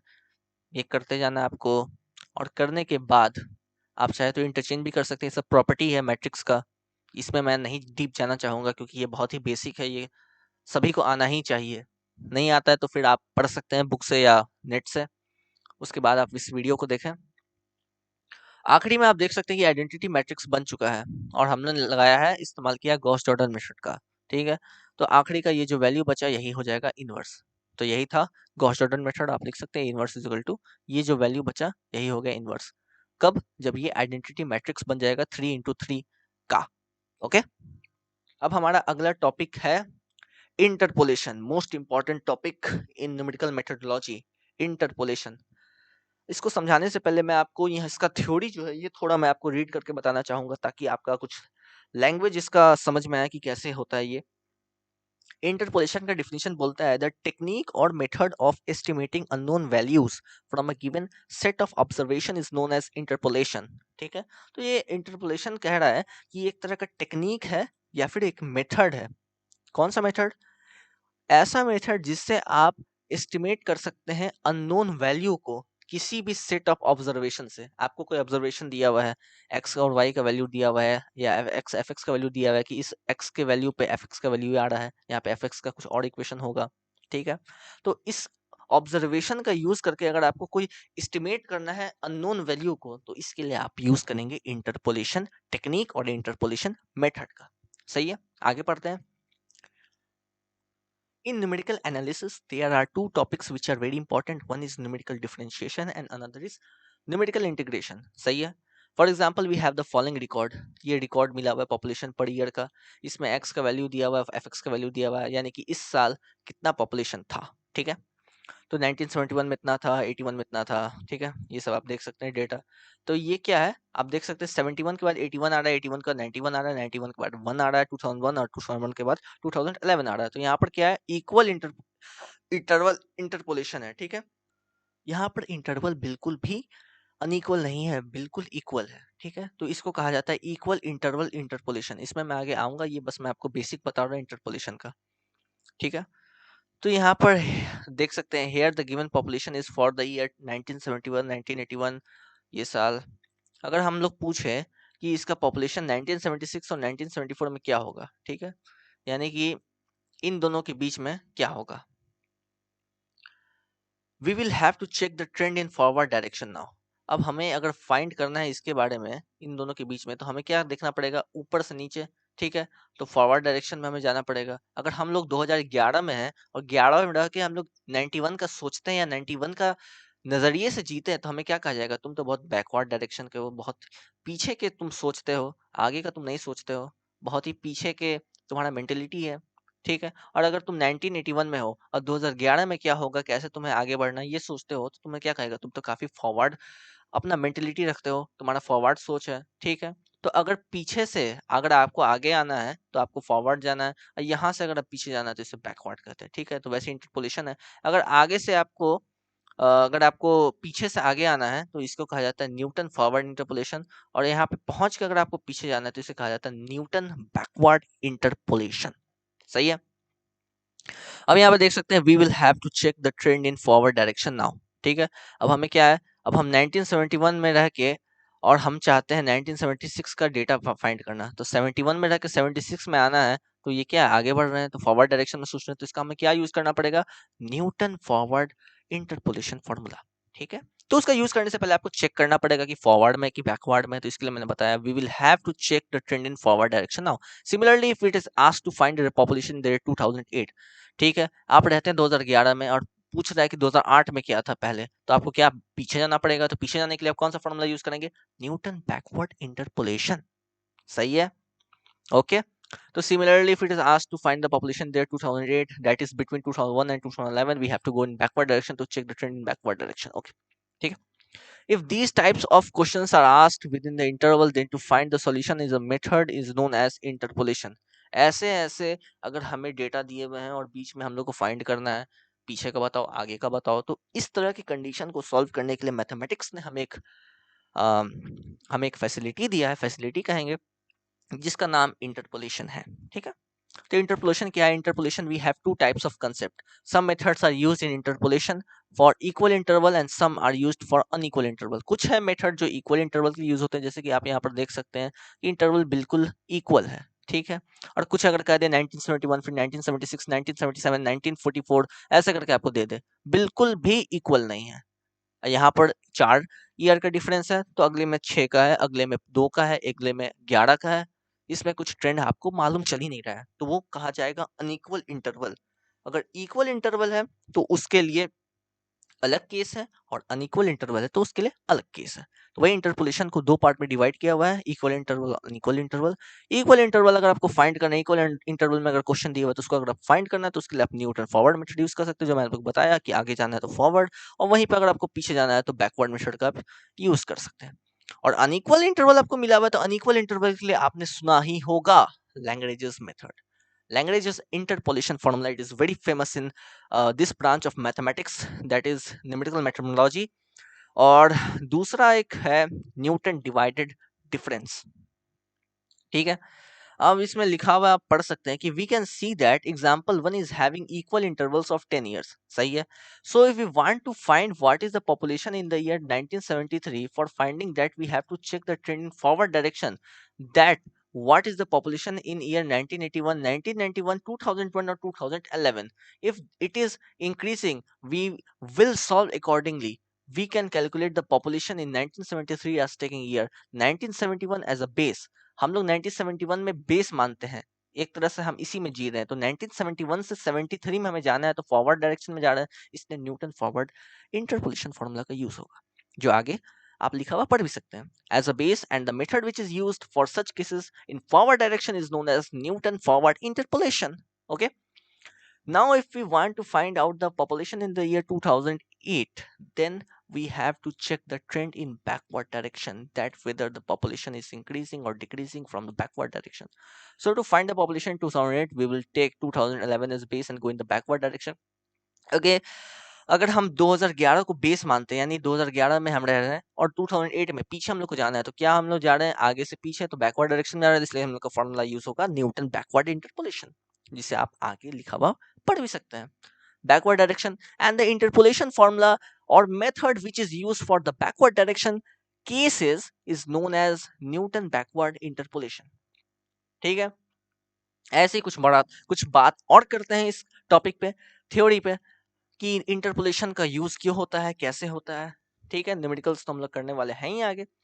Now, if it is asked to find out the population in the year 1995, which is the middle of the chart, we can't use Newton forward interpolation, nor we can use Newton backward interpolation. So, for such cases, we use central difference formula. ठीक है, अगर 1995 की बात किया जाए, 1995 की बात किया जाए, यहाँ पे आप देख सकते हैं 1995 कहाँ आएगा, यहाँ बिल्कुल मिडिल में। तो यहाँ पे आप यहाँ से आप पीछे नहीं जा सकते, ना यहाँ से आप आगे आ सकते हैं, बेस किसको मानेंगे। तो ऐसे केसेस के लिए यूज होता है सेंट्रल डिफरेंस फॉर्मूला। ऐसे केसेस में ना ही हम न्यूटन फॉरवर्ड मेथड का यूज करते हैं, ना ही न्यूटन बैकवर्ड इंटरपोलेशन मेथड का यूज करते हैं। हम क्या यूज करते हैं, हम यूज करते हैं सेंट्रल डिफरेंस फॉर्मूला। हाँ, सेंट्रल डिफरेंस फॉर्मूला के अंदर क्या क्या आता है, एक गॉस फॉरवर्ड मेथड आता है, गॉस बैकवर्ड मेथड आता है। ठीक है, अब average of Gauss forward and Gauss backward method जो होता है, इसको स्टिरलिंग कहते हैं, ऑफ बेसिस। ठीक है, now all these methods discussed above are for equal intervals. So what we will do for unequal interval, ये सारे मेथड जो है सेंट्रल डिफरेंस में, ये चारों method, Newton forward method, Newton backward method, ये सब किसके लिए, इक्वल इंटरवल के लिए। अगर इंटरवल इक्वल ही नहीं है, तब हम क्या करेंगे, तब हमें क्या करना है, तब के लिए अब देखते हैं एक डेटा। इस डेटा में आप देख सकते हैं अनइक्वल है, 5 साल का डिफरेंस, 7 साल का डिफरेंस, 3 साल का डिफरेंस, 4 साल का डिफरेंस, बिल्कुल ही सही कहा गया है, ये अनइक्वल इंटरवल ही है। And if it's asked to find value in 1977, 1988, so how we can find such values in cases of unequal interval? ऐसे केसेस में हम लोग कैसे फाइंड करेंगे यार, कोई तो हमें कुछ ट्रेंड मिलना चाहिए ना, कोई हमें बेस है ही नहीं, इसमें कैसे फाइंड करेंगे, देखते हैं। One thing to keep in mind is that all those formulas discussed above will not be used in the case of unequal interval. Unequal interval के लिए हम लोग जितना फॉर्मूला पढ़ा है, Newton forward interpolation formula, Newton backward interpolation formula, central difference formula, central difference के अंदर में चारों फॉर्मूला, कोई भी यूज नहीं होगा अनइक्वल इंटरवल के लिए। तो आखिर यूज होगा क्या, यूज होगा ये Lagrange's interpolation formula for unequal interval and Newton divided difference, जिसे हम एक एक करके पढ़ाएंगे। ठीक है, तो पहले देखते हैं इक्वल इंटरवल के लिए इंटरपोलेशन। ठीक है, न्यूटन बैकवर्ड इंटरपोलेशन लगेगा या फॉरवर्ड इंटरपोलेशन लगेगा, ये हमें क्वेश्चन देखने के बाद ही पता चलेगा। ओके, अब क्वेश्चन में ये दिया हुआ ईयर पॉपुलेशन, ये के मतलब 1000 है, 1891 में 46,000 है, आप इस डेटा को देख सकते हैं। तो इस टॉपिक को मैं जल्दी जल्दी निकालने वाला हूँ, क्योंकि आप, मुझे लगता है कि आप समझ गए होंगे। मैं इसका फॉर्मूला आपको बताऊंगा, फॉर्मूला समझाऊंगा कैसे होता है, और जल्दी से निकालूंगा। ठीक है, तो क्वेश्चन आप देख लेना। यहाँ पर आपको क्या करना है, यहाँ पर पहले आपको x मान लेना है। x में आपको जो ऊपर दिया रहेगा टेबल के, उसको आपको लिख लेना है। लिखने के बाद यहाँ नीचे जो दिया हुआ है उसको आपको लिख देना है। तो यहाँ पे की हटा देना है। अगर आपको चाहे तो 46,000 भी लिख सकते हैं, नहीं तो 46 ही लिखिएगा तो सही रहेगा। तो ऐसे आपको लिख लेना है। लिखने के बाद डेल एफ एक्स क्या है, इन दोनों के बीच का डिफरेंस, 66 माइनस 46 क्या होगा, 20। इन दोनों के बिल्कुल मिडिल में लिखना है 20 यहाँ पे, ये नहीं कि इसके ऊपर लिख दिए इसके नीचे लिख दिए, बिल्कुल इन दोनों के मिडिल में लिखना है। वैसे 81 माइनस 66 करेंगे 15 आएगा, दोनों के मिडिल में लिखना है। वैसे ही देख रहे हैं, बिल्कुल मिडिल में लिखना है। इन दोनों को माइनस करेंगे तो 12 आएगा, इन दोनों को माइनस करेंगे तो 8 आएगा। ये क्या है? डेल एफ है, change in F x. Okay, अब डेल स्क्वायर एफ एक्स यानी कि इन दोनों के बीच में चेंज, तो इन दोनों के बीच में चेंज करेंगे तो -5 आएगा, दोनों के बीच में लिख दिया। इन दोनों के बीच -3 आएगा, दोनों के बीच में लिख दिया। इन दोनों के बीच -4 आएगा, दोनों के बीच में लिख दिया। डेल क्यूब एफ एक्स क्या होगा? इन दोनों के बीच में डिफरेंस करेंगे तो आ गया 2, इन दोनों के बीच में डिफरेंस करेंगे आ गया -1, दोनों के बीच में लिख दिया। सही है, हाँ ठीक है। डेल 4 एफ एक्स अब करेंगे तो इन दोनों के बीच में डिफरेंस निकालेंगे जो कि आ गया -3। बस यहाँ पर जैसे ही एक वैल्यू आया वहीं पे आपको रुक जाना है। अगर यहाँ पर डेल 4 यहाँ पर और डेटा अगर दिया रहता तो डेल 5 डेल 6 तक जाता। जब तक एक सिंगल वैल्यू आपको नहीं बचता आपको आगे चलते जाना है, ठीक है। अगर आप यहाँ से देख सकते हैं कि यहाँ से पीछे आप जा रहे हैं, यानी कि यहाँ से इस डायरेक्शन में, ऐसे इस डायरेक्शन में, तो इसको बैकवर्ड कहा जाएगा। और अगर यहाँ पीछे से रह के आप आगे का सोच रहे हैं, आगे जा रहे हैं, ध्यान से सुनिए, अगर आप पीछे के ज़माने के हैं और फिर भी सोच रखते हैं आगे के ज़माने की, तो आप कौन से कहलाएगा? आप कहलाएगा फॉरवर्ड ज़माने के। आपका सोच काफ़ी फॉरवर्ड है, ठीक है, ठीक है, मेंटलिटी का आपका काफ़ी फॉरवर्ड है। और आगे के ज़माने के होके भी सोचते हैं 1891 की, तो आपको क्या कहा जाएगा? काफ़ी पीछे की सोचता है, ये तो बैकवर्ड डायरेक्शन में इसका सोच है, ठीक है। तो ये बस याद करने का एक टेक्निक है कि आपको समझने का कि कौन सा फॉर्मूला आपको कब यूज करना है। तो अगर आपको यहाँ से पीछे का पूछ रहा है तो आपको Newton backward for interpolation formula use करना है, और यहाँ से अगर आगे का पूछ रहा है तो आपको Newton forward interpolation formula use करना है। चलिए आगे चलते हैं अब। तो आपको एक बात ध्यान रखना है दिमाग में हमेशा कि डेल एफ एक्स का वैल्यू हमेशा क्या होगा? F x plus h minus f x रहेगा। ये आपको याद रखना है, ठीक है। एक्स यहाँ पर क्या है? इंटरवल है, ठीक है, और एक्स तो वेरिएबल है फंक्शन का, ये तो आपको मालूम ही होगा। एच इंटरवल है, इन दोनों के बीच का डिफरेंस 10 10 10 इक्वल इंटरवल के लिए, ठीक है। अब यहाँ पर न्यूटन फॉरवर्ड फॉर्मूला यूज करना है। पहले क्वेश्चन एक बार देख लेते क्या कर रहा है। 1895 का पूछ रहा है। 1895 कहाँ है? 1895 यहाँ बीच में आ रहा है। 1891 को हमने बेस माना है, तो 1891 को बेस माना है, तो यहाँ से क्या आगे जा रहे हैं, आगे जा रहे हैं, तो क्या यूज होगा? न्यूटन फॉरवर्ड इंटरपोलेशन यूज होगा। न्यूटन फॉरवर्ड इंटरपोलेशन का फॉर्मूला ये होता है। इस फॉर्मूला को आप ध्यान से देखें, ठीक है। इससे मैं थोड़ा साफ कर देता हूँ। इस फॉर्मूला को आप ध्यान से देखें। F a plus h u, ये क्या होता है मैं आपको आगे बताऊंगा।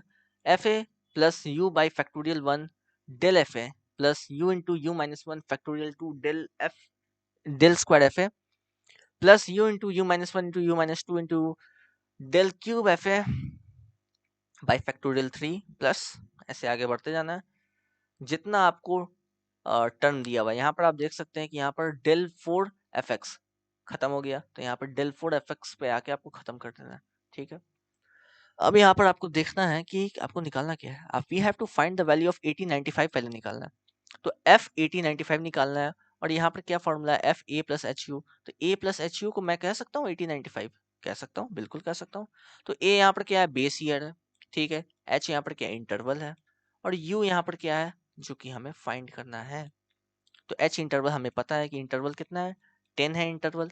बेस ईयर हमें मालूम है 1891 हमने बेस मान चुका है पहले ही, ठीक है। तो a is equal to 1891 base हमने मान चुका है, तभी तो हम फॉरवर्ड डायरेक्शन में मूव कर रहे हैं और फॉरवर्ड इंटरपोलेशन यूज कर रहे हैं न्यूटन का।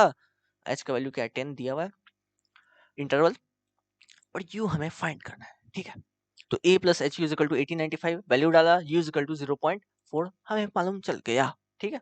अब इस फॉर्मूला में u की जगह 0.4 डाल देना है, और डेल एफ ए जो है, इस डेल एफ ए यहाँ पर डेल एफ ए, इस डेल एफ ए की जगह पे हमें डालना पड़ेगा दूसरे दूसरे वैल्यूज। अब क्या डालना पड़ेगा वो देखते हैं, ठीक है। तो एफ 1895 इज इक्वल टू, ये फॉर्मूला फिर से लिख दिया मैंने। अब 1895 इज इक्वल टू क्या हो जाएगा? 1895 ही हमें फाइंड करना है। तो यहाँ पर एफ ए का वैल्यू क्या है? एफ ए, ठीक है। ए यहाँ पर क्या है? 1891 हमने बेस माना है 1891। तो एफ ए का वैल्यू कितना हो जाएगा? एफ ए का वैल्यू, ठीक है, एफ ए का वैल्यू कितना हो गया? यहाँ पर आप x की जगह पे ए, अब आप समझिएगा, लिखना नहीं है यहाँ पर, आपको बस यहाँ पर समझना है कि x की जगह पे आ गया। क्यों?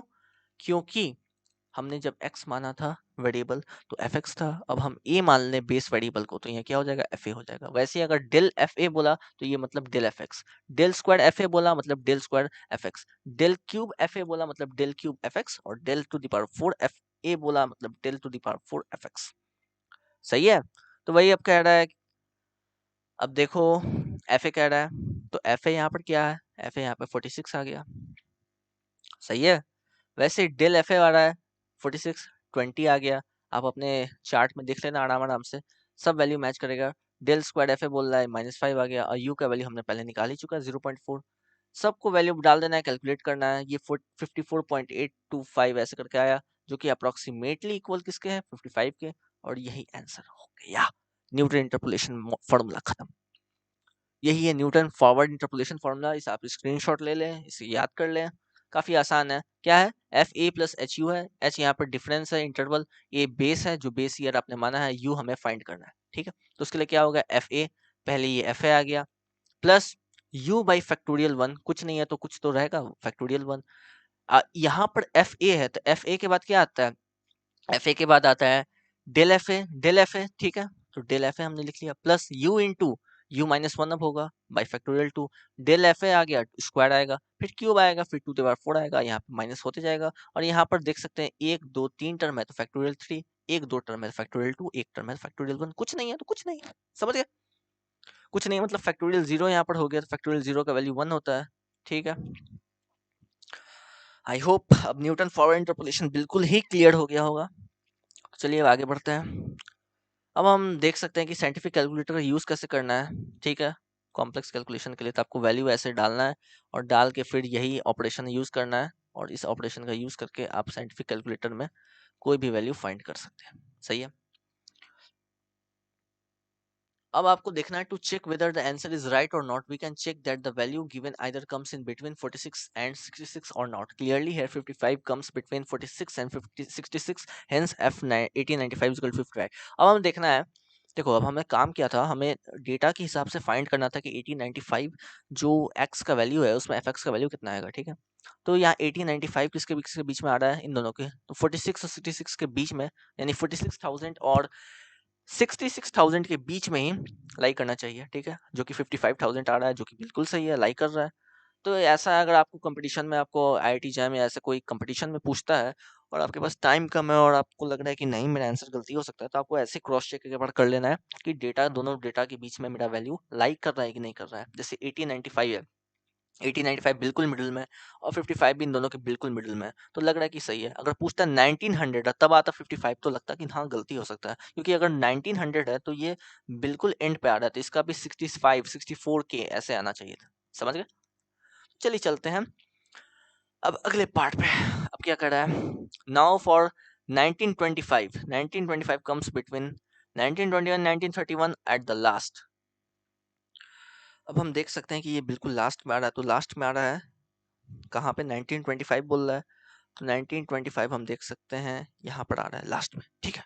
तो यहाँ पर लास्ट में आ रहा है, बेस माने 1931 को, तो पीछे जाना पड़ेगा, तो पीछे जाएंगे तो क्या होगा, Newton backward interpolation formula use होगा। वही चीज मैंने यहाँ पर लिखा है, आप इसे पढ़ सकते हैं। बैकवर्ड इंटरपोलेशन फॉर्मूला ये होता है, जो कि आप बड़े आसानी से अपने कंप्यूटर स्क्रीन पे देख सकते हैं, ठीक है। यहाँ पर जो डेल आता था वो नेबुलर ऑपरेटर से चेंज हो चुका है। नेबुलर ऑपरेटर का वैल्यू थोड़ा सा चेंज रहता है। उसमें था f x plus h minus f x, del f x का वैल्यू यहाँ नेबुलर ऑपरेटर अगर लगा देते हैं तो डेल एफ एक्स का वैल्यू हो जाएगा, सॉरी नेबुलर एफ एक्स का वैल्यू हो जाएगा एफ एक्स माइनस एच, ठीक है। बाकी सब सही है, यहाँ पे माइनस की जगह प्लस आ जाएगा, और यहाँ पे नेबुला हो जाएगा डेल की जगह पे। बाकी सब सही है, बिल्कुल मैच करता है, ठीक है। ये मैंने लिख दिया है, इसे नेबुला ऑपरेटर कहते हैं, और इसका वैल्यू ये होता है एफ एक्स माइनस एच, ठीक है। अब हमें फाइंड करना है 1925, तो इक्वेट करेंगे फिर पहले की तरह। ए बेस है, एच इंटरवल है, यू फाइंड करना है। ए बेस हमने मान चुका है 1931 को, तभी तो पीछे जा रहे हैं, तो बैकवर्ड इंटरपोलेशन फॉर्मूला यूज करना है। एच का वैल्यू 10 है, यू का वैल्यू फाइंड करना है। यू का वैल्यू आ गया -0.6। अब अकॉर्डिंग टू फॉर्मूला हमें डाल देना है वैल्यू सब, ठीक है। वैल्यू सब डालने के बाद यहाँ पर आपका आ गया आंसर 97। तो यहाँ पर 97 आपका आंसर है, अप्रॉक्सीमेटली एग्जैक्ट चाहिए तो ये एग्जैक्ट आंसर है, ठीक है। चेक करना है तो चेक फिर से आप कर सकते हैं, 1925 का 97 आ रहा है ना, तो यहाँ पर आप देख सकते हैं 87 बिल्कुल लाइक कर रहा है, 93 और 101 के बीच में बिल्कुल लाइक करता है, और 1935 सॉरी 35 ना होके क्या शायद 25 था, हाँ 25, 25 भी बिल्कुल बीच में लाई करता है, और ये भी बिल्कुल बीच में लाई करता है 97। सही है, दोनों को 97 माइनस 93 करेंगे तो 4 आएगा, और 1 माइनस 97 करेंगे तब भी 4 आएगा, बिल्कुल इक्वल इंटरवल है, सही है। आंसर आपका बिल्कुल सही है। ये बस एक क्रॉस चेक करने का तरीका है और कुछ नहीं। 97 आ गया। अब वैसे एक और क्वेश्चन लेते हैं न्यूटन फॉरवर्ड इंटरपोलेशन और बैकवर्ड इंटरपोलेशन पे। ठीक है, वेज 0 to 10 कह रहा है, तब क्या करना है, ऐसे क्लासेस में आपको डिवाइड नहीं करना है, आपको क्या करना है, 10 से नीचे जो है एक तरफ ले लो, 20 से नीचे जो है तो इन दोनों को प्लस कर दो। ठीक है, 20 से नीचे कौन होगा, ये भी होगा, ये भी होगा, 30 से नीचे क्या होगा, ये भी होगा, ये भी होगा, ये भी होगा, 40 से नीचे तो सभी होंगे। ठीक है, तो आपको बिलो 10, बिलो 20, बिलो 30, बिलो 40 करना है। 9 दोनों को जोड़कर 39, 74, 116 कर लेना है। डेल इफेक्ट्स वैसे ही निकालना है माइनस करके, फिर इस दोनों को माइनस करना है, फिर आखिरी में आ गया डेल क्यूब में ही यहाँ पे सेटिस्फाई हो गया, डेल क्यूब में यहाँ पे स्टॉप हो गया क्योंकि एक सिंगल वैल्यू आ चुका है आपका कहीं पे। ठीक है, अब यहाँ पर क्वेश्चन क्या कर रहा है कि 10 रुपए और 15 रुपए कितनों का वेजेस है, कितने मेंस का वेजेस है। तो we will now use Newton forward method to first find out the person whose income is below 15। पहले हमें देखना है कि 15 से कम किसका है, तभी ना देख पाएंगे कि 15 किसका एग्जैक्टली और 10 किसका एग्जैक्टली, क्योंकि 10 भी 15 से कम ही आता है। तो 15 से कम आता है यानी कि क्या हम पीछे जाने वाले हैं, पीछे जाने वाले हैं, है ना।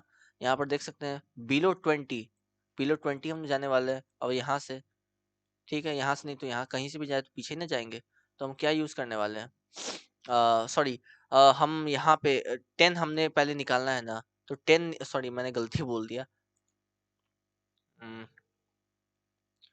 आपको देखिए, आपको निकालना है पहले 10 और 15। ठीक है, तो यहाँ पर 10 यहाँ पर कॉमन आ रहा है जो कि 15 से कम है, और 10 निकालना भी है, तो 10 को हमने बेस मान लिया, और 10 को बेस मानने के बाद ये बेस हमने 10 को मान लिया, और यहाँ पर 15 आ रहा है, तो 10 से 15 जाना यानी कि आगे बढ़ना है, तो ये क्या हो गया, न्यूटन फॉरवर्ड मेथड का यूज होगा। ठीक है, फॉर्मूला डाला, फॉर्मूला यहाँ पे फॉर्मूला सिंपली मैंने लिखा है, फॉर्मूला लिखने के बाद वही करना है, a plus h equal to 15, u का वैल्यू फाइंड करना है 0.5, इंटरवल हमें मालूम है 10 है, a का वैल्यू बेस जो 10 हमने मान चुका है, और ये वैल्यू हमने पुट कर दिया और आ गया 24। ठीक है, सही है, आप इसे चेक कर लीजिएगा, दोनों के बीच में लाई करेगा। अब हमें क्या करना है, अब हमें देखना है कि एग्जैक्टली 10 और 15 से कम होना चाहिए, उतने कितने हैं, तो उतने उतने ही होंगे, जितना हमें वैल्यू आया है उतने में से इतने को माइनस कर दीजिए। क्यों, 15 और 10 चाहिए, तो 10 से कम तो हमें चाहिए नहीं, तो 10 से कम क्या है, 9 है, तो 24 में से 9 घटा दो, कितना आ जाएगा, 19 आ जाएगा। तो एग्जैक्टली 10 और 15 रुपया जिसका वेजेस है, whose wages are in between 10 से 15 के बीच में, वो कितने हैं, 24 माइनस 9, 15। सही है, ऐसे आप बढ़ा चढ़ा के भी लिख सकते हैं। ठीक है, अब बोलता है find the lowest degree polynomial y(x) that fit in the data, find y5। ये टेबल आपको पहले से मिला हुआ है। ठीक है, अब इस टेबल पे आपको क्या करना है, 02468 लिख देना है x की जगह पे। यहाँ पर y जो है, y equal to f x एक फंक्शन ले लेना है। ठीक है, उसमें ये सारा वैल्यू आपको पुट कर देना है, वही करना है, del f x, del square, del cube, del four पे आते थे, एक सिंगल वैल्यू मिल गया, और यहीं पर आपको अपना काम रोक देना है, यहीं पर काम आपको अपना रोक देना है, del to the power 4 f x पे। ठीक है, अब इसके बाद वही करना है, हमें क्या करना है, फॉरवर्ड डायरेक्शन में जाना, तो न्यूटन फॉरवर्ड इंटरपोलेशन यूज करना है, इज इक्वल टू कर लेना है x, तो u का वैल्यू हो गया x/2। ठीक है, a का वैल्यू यहाँ पर 0 है, h इंटरवल है, इंटरवल देख सकते हैं कि दो दो का इंटरवल यहाँ पर आ रहा है। ठीक है, थोड़ा जल्दी जल्दी अब मैं निकाल रहा हूँ ताकि आप अब तक समझ ही गए होंगे कैसे यूज करना है, अब खुद आप करके देखिएगा, क्योंकि मुझे कम मिनट में ज़्यादा समझाना रहता है, इसीलिए अब थोड़ा स्पीड में निकालता हूँ। तो एफ एक्स का वैल्यू यहाँ पे आपको वैल्यू पुट कर देना है, सब वैल्यू पुट करने के बाद आपका जो पॉलिनोमियल आ गया वो क्या है, क्यूबिक पॉलिनोमियल है, x³ माइनस 2x प्लस 5। इसका डिग्री कितना है, 3 डिग्री है। डिग्री क्या होता है, कोई भी पॉलिनोमियल में सबसे हाईएस्ट ऑर्डर जो रहता है पावर, उसे डिग्री कहते हैं। तो क्या है, यहाँ पे 3 है, यहाँ पर क्या है, 1 है, तो 1 और 3 में कौन ज्यादा है, 3 है, तो इसे क्या कहेंगे, इसे कहेंगे cubic polynomial, cubic cubic polynomial. ठीक है, क्या कहेंगे, क्यूबिक पॉलिनोमियल। अब हमें फाइंड क्या करना है, वाईफाई फाइंड करना है। ठीक है, तो ये क्या था, y इज इक्वल टू क्या था, एफ एक्स, था या ना, हाँ या ना, था, तो क्या आ गया, वाई एक्स आ गया, कह सकते हैं, है ना। तो यहाँ पर क्या बोल रहा है, वाई फाई फाइंड करने के लिए, वाई फाइव देख सकते हैं, वाई फाइव वाई एक्स, तो एक्स का वैल्यू कितना है, 5, तो यहाँ पे क्या रहा है, एक्स का वैल्यू 5 पुट कर देने के लिए, तो क्या हो जाएगा, 125 माइनस 10 प्लस 5 कितना आ जाएगा, 120। सही है, सही है, ये आंसर हो गया। ये तो बात हुआ न्यूटन फॉरवर्ड इंटरपोलेशन और न्यूटन बैकवर्ड का। अगर सेंट्रल में आ गया तब क्या होगा, तब central difference interpolation formula use होगा, जिसमें 4 फॉर्मूला मैंने आपको बताया था, बेसिक 2 होता है, वही मैं आपको बताऊंगा, गॉस बैकवर्ड मेथड और गॉस फॉरवर्ड मेथड। ठीक है, कह रहा है U9 निकालो, U014 इतना में, ठीक है, ये देख लो आप। तो टेबल एक बना देना है, तो क्या 0, 4, 8, 12, 16 इक्वल इंटरवल है, लिख देना है एक्स में। अब भी वैल्यू जो जो है एफ एक्स में डाल देना है, ये सब लिख दिया। अब वही करना है, डिफरेंस, फिर स्क्वायर, फिर क्यूब, फिर 4, सिंगल वैल्यू आते ही छोड़ देना है।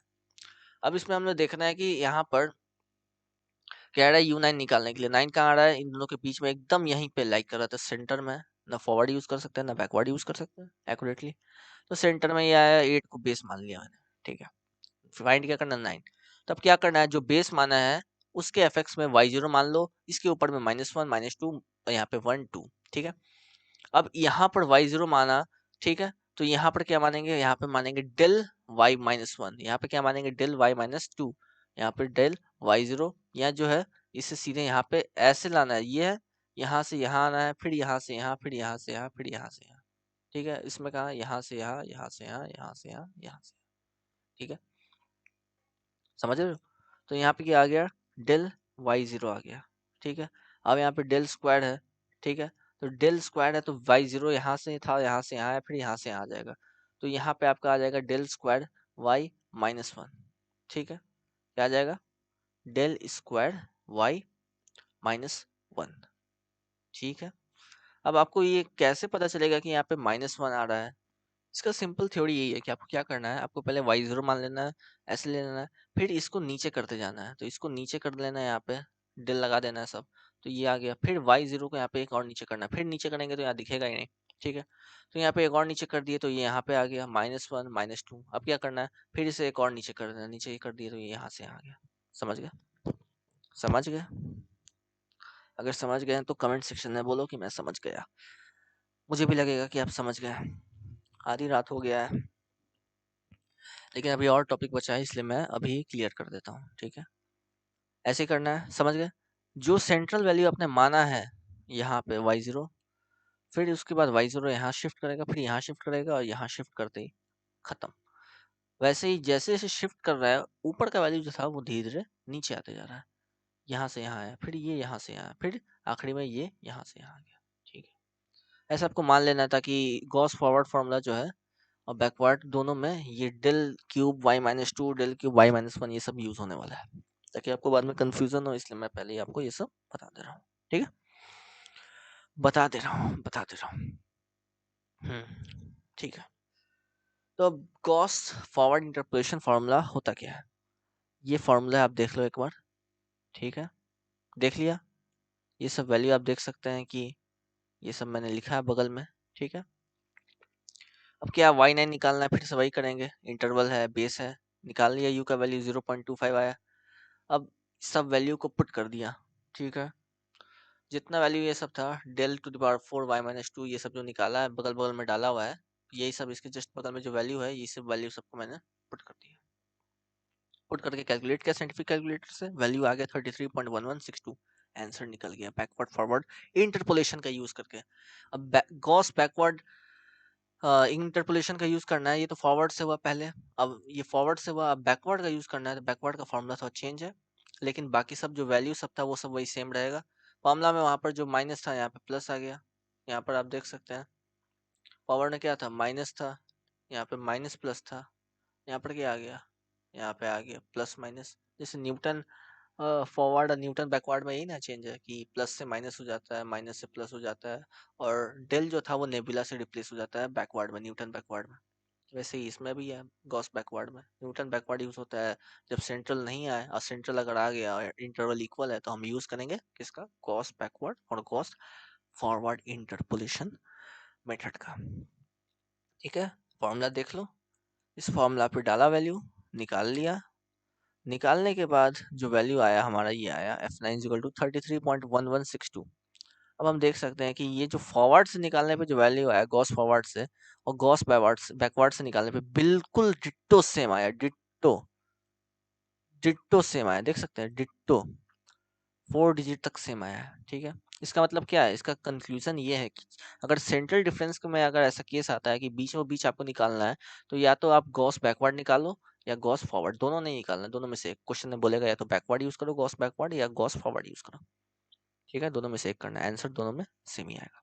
अब चलिए आगे जाते हैं। अब आगे आता है Lagrange's interpolation, Newton dividend difference for unequal interval. ये तो बात अभी तक हुआ इक्वल इंटरवल पर, अनइक्वल इंटरवल आया तब क्या करना है। अनइक्वल इंटरवल के लिए लैग्रेंजेस इंटरपोलेशन यूज करना है। क्वेश्चन से समझते हैं कि आखिर होता क्या है। क्वेश्चन बोला find value of y when x is equal to 10 by Lagrange interpolation formula. ये टेबल दिया हुआ है, x is equal to 10 find करना है। 9 10 के बीच में लाई करता है 10। अब क्या करना है, इसका फॉर्मूला ये होता है f(x) इज इक्वल टू, पहले लिख देना है, और ये जो वैल्यू है पहला आपको इसके लिए निकालना है, तो इसके लिए क्या है, इसको पहले छोड़ देना है, इसको छोड़ के बाकी जितना है सब में x माइनस लगा देना है, तो x minus 6, x minus 9, x minus 11 हो गया। अब यहाँ पर जो छोड़ा मैंने वैल्यू 5, अब इस 5 में लिख देना है और फिर ऊपर का कॉपी कर देना, 5 माइनस 6, 5 माइनस 9, 5 माइनस 11, इतना हो गया।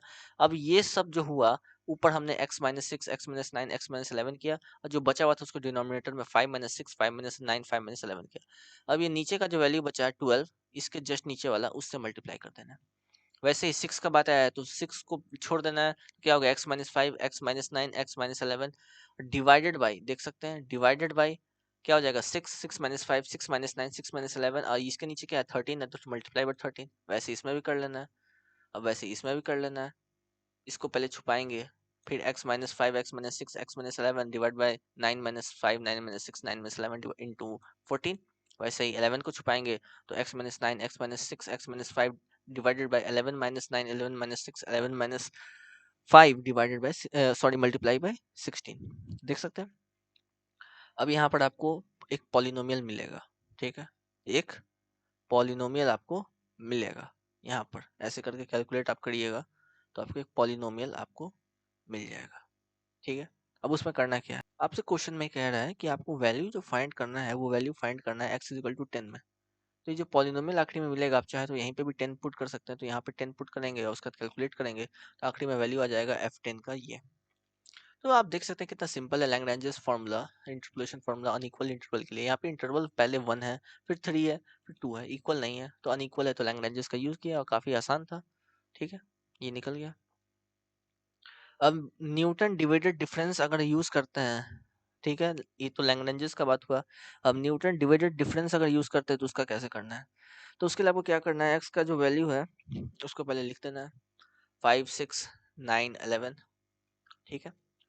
अब जो वैल्यू उसका दिया हुआ था, क्या क्या दिया हुआ था 12, 13, 14, 16, ये दिया हुआ था, तो इन सब वैल्यू को आपको लिख देना है और यहाँ पर लिख देना है 12, 13, 14, 16। अब वही करना है, डेल एफ एक्स निकालना है, तो डेल एफ एक्स यहाँ पे थोड़ा डिफरेंस है, ऐसा नहीं है कि सीधे 13 माइनस 12 कर लिए।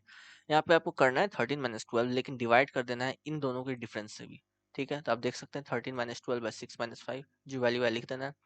वैसे ही इसको इससे मल्टीप्लाई करके इसके सॉरी इसको इससे माइनस करके इसको इससे माइनस करके डिवाइड कर देना है। अब इसको इससे माइनस करना है, इसको इससे माइनस करना है और दोनों को डिवाइड कर देना है, सही है, ठीक है ना। अब वैसे ही इसको इसको माइनस करना है और इसको इसको माइनस कर देना है, सॉरी इसको 1/3 माइनस 1 करना है, ठीक है। अब 1/3 माइनस 1 करने के बाद, सॉरी कंफ्यूज मत होइएगा, इसको इसको माइनस करना है, तो इसको इसको कब माइनस करना है, जब इसको इसको माइनस करके और इसको इसको माइनस करके जो आया उन दोनों को माइनस करना है। तो इन दोनों का कौन है, एक 9 है और एक 5 है, ठीक है, तो 9 माइनस 5 करना है। वैसे ही इन दोनों में कर रहा है, तो इन दोनों का कब आया, जब इसका और इसका जब माइनस हुआ तब यहाँ पर आया, तो क्या बचा 11 और 6। तो ये करना 1 माइनस 1 माइनस 1 1/3 बाई ये 11 माइनस 6 जो आया, ठीक है। अब आखिरी में ये बचा और ये बचा, ये कब आ रहा है, जब आखिरी का 11 और 5 ने काम किया अपने स्टार्टिंग में तब ना। तो आपको इन दोनों को माइनस करना है, न्यूमरेटर में और डिनोमिनेटर में माइनस कर देना है 11 और 5 को, सही है। तो डिवाइडेड बाई आ गया 11 माइनस 5, जो कि वैल्यू है 1/2, सही है। अब ये टेबल डालने के बाद आपको ये फॉर्मूला यूज करना है न्यूटन डिवाइडेड डिफरेंस का, और उस फॉर्मूला को यूज करके आपको वैल्यू पुट कर देना है। पुट करने के बाद एक पॉलिनोमियल मिलेगा, इस पॉलिनोमियल में आपको पहले क्वेश्चन में कह रहा है कि x इक्वल टू 10 पे निकालना है, तो x equal to 10 value put कर देना है, 14.66 आया। लैग्रांजेस मेथड में भी इतना ही आया था, आप चेक कर सकते हैं वीडियो को थोड़ा पीछे करके, सेम आया था। तो आप कह सकते हैं कि न्यूटन डिवाइडेड डिफरेंस यूज करें या फिर लैग्रांजेस मेथड अनइक्वल इंटरवल के लिए, दोनों में सेम ही आएगा, ठीक है।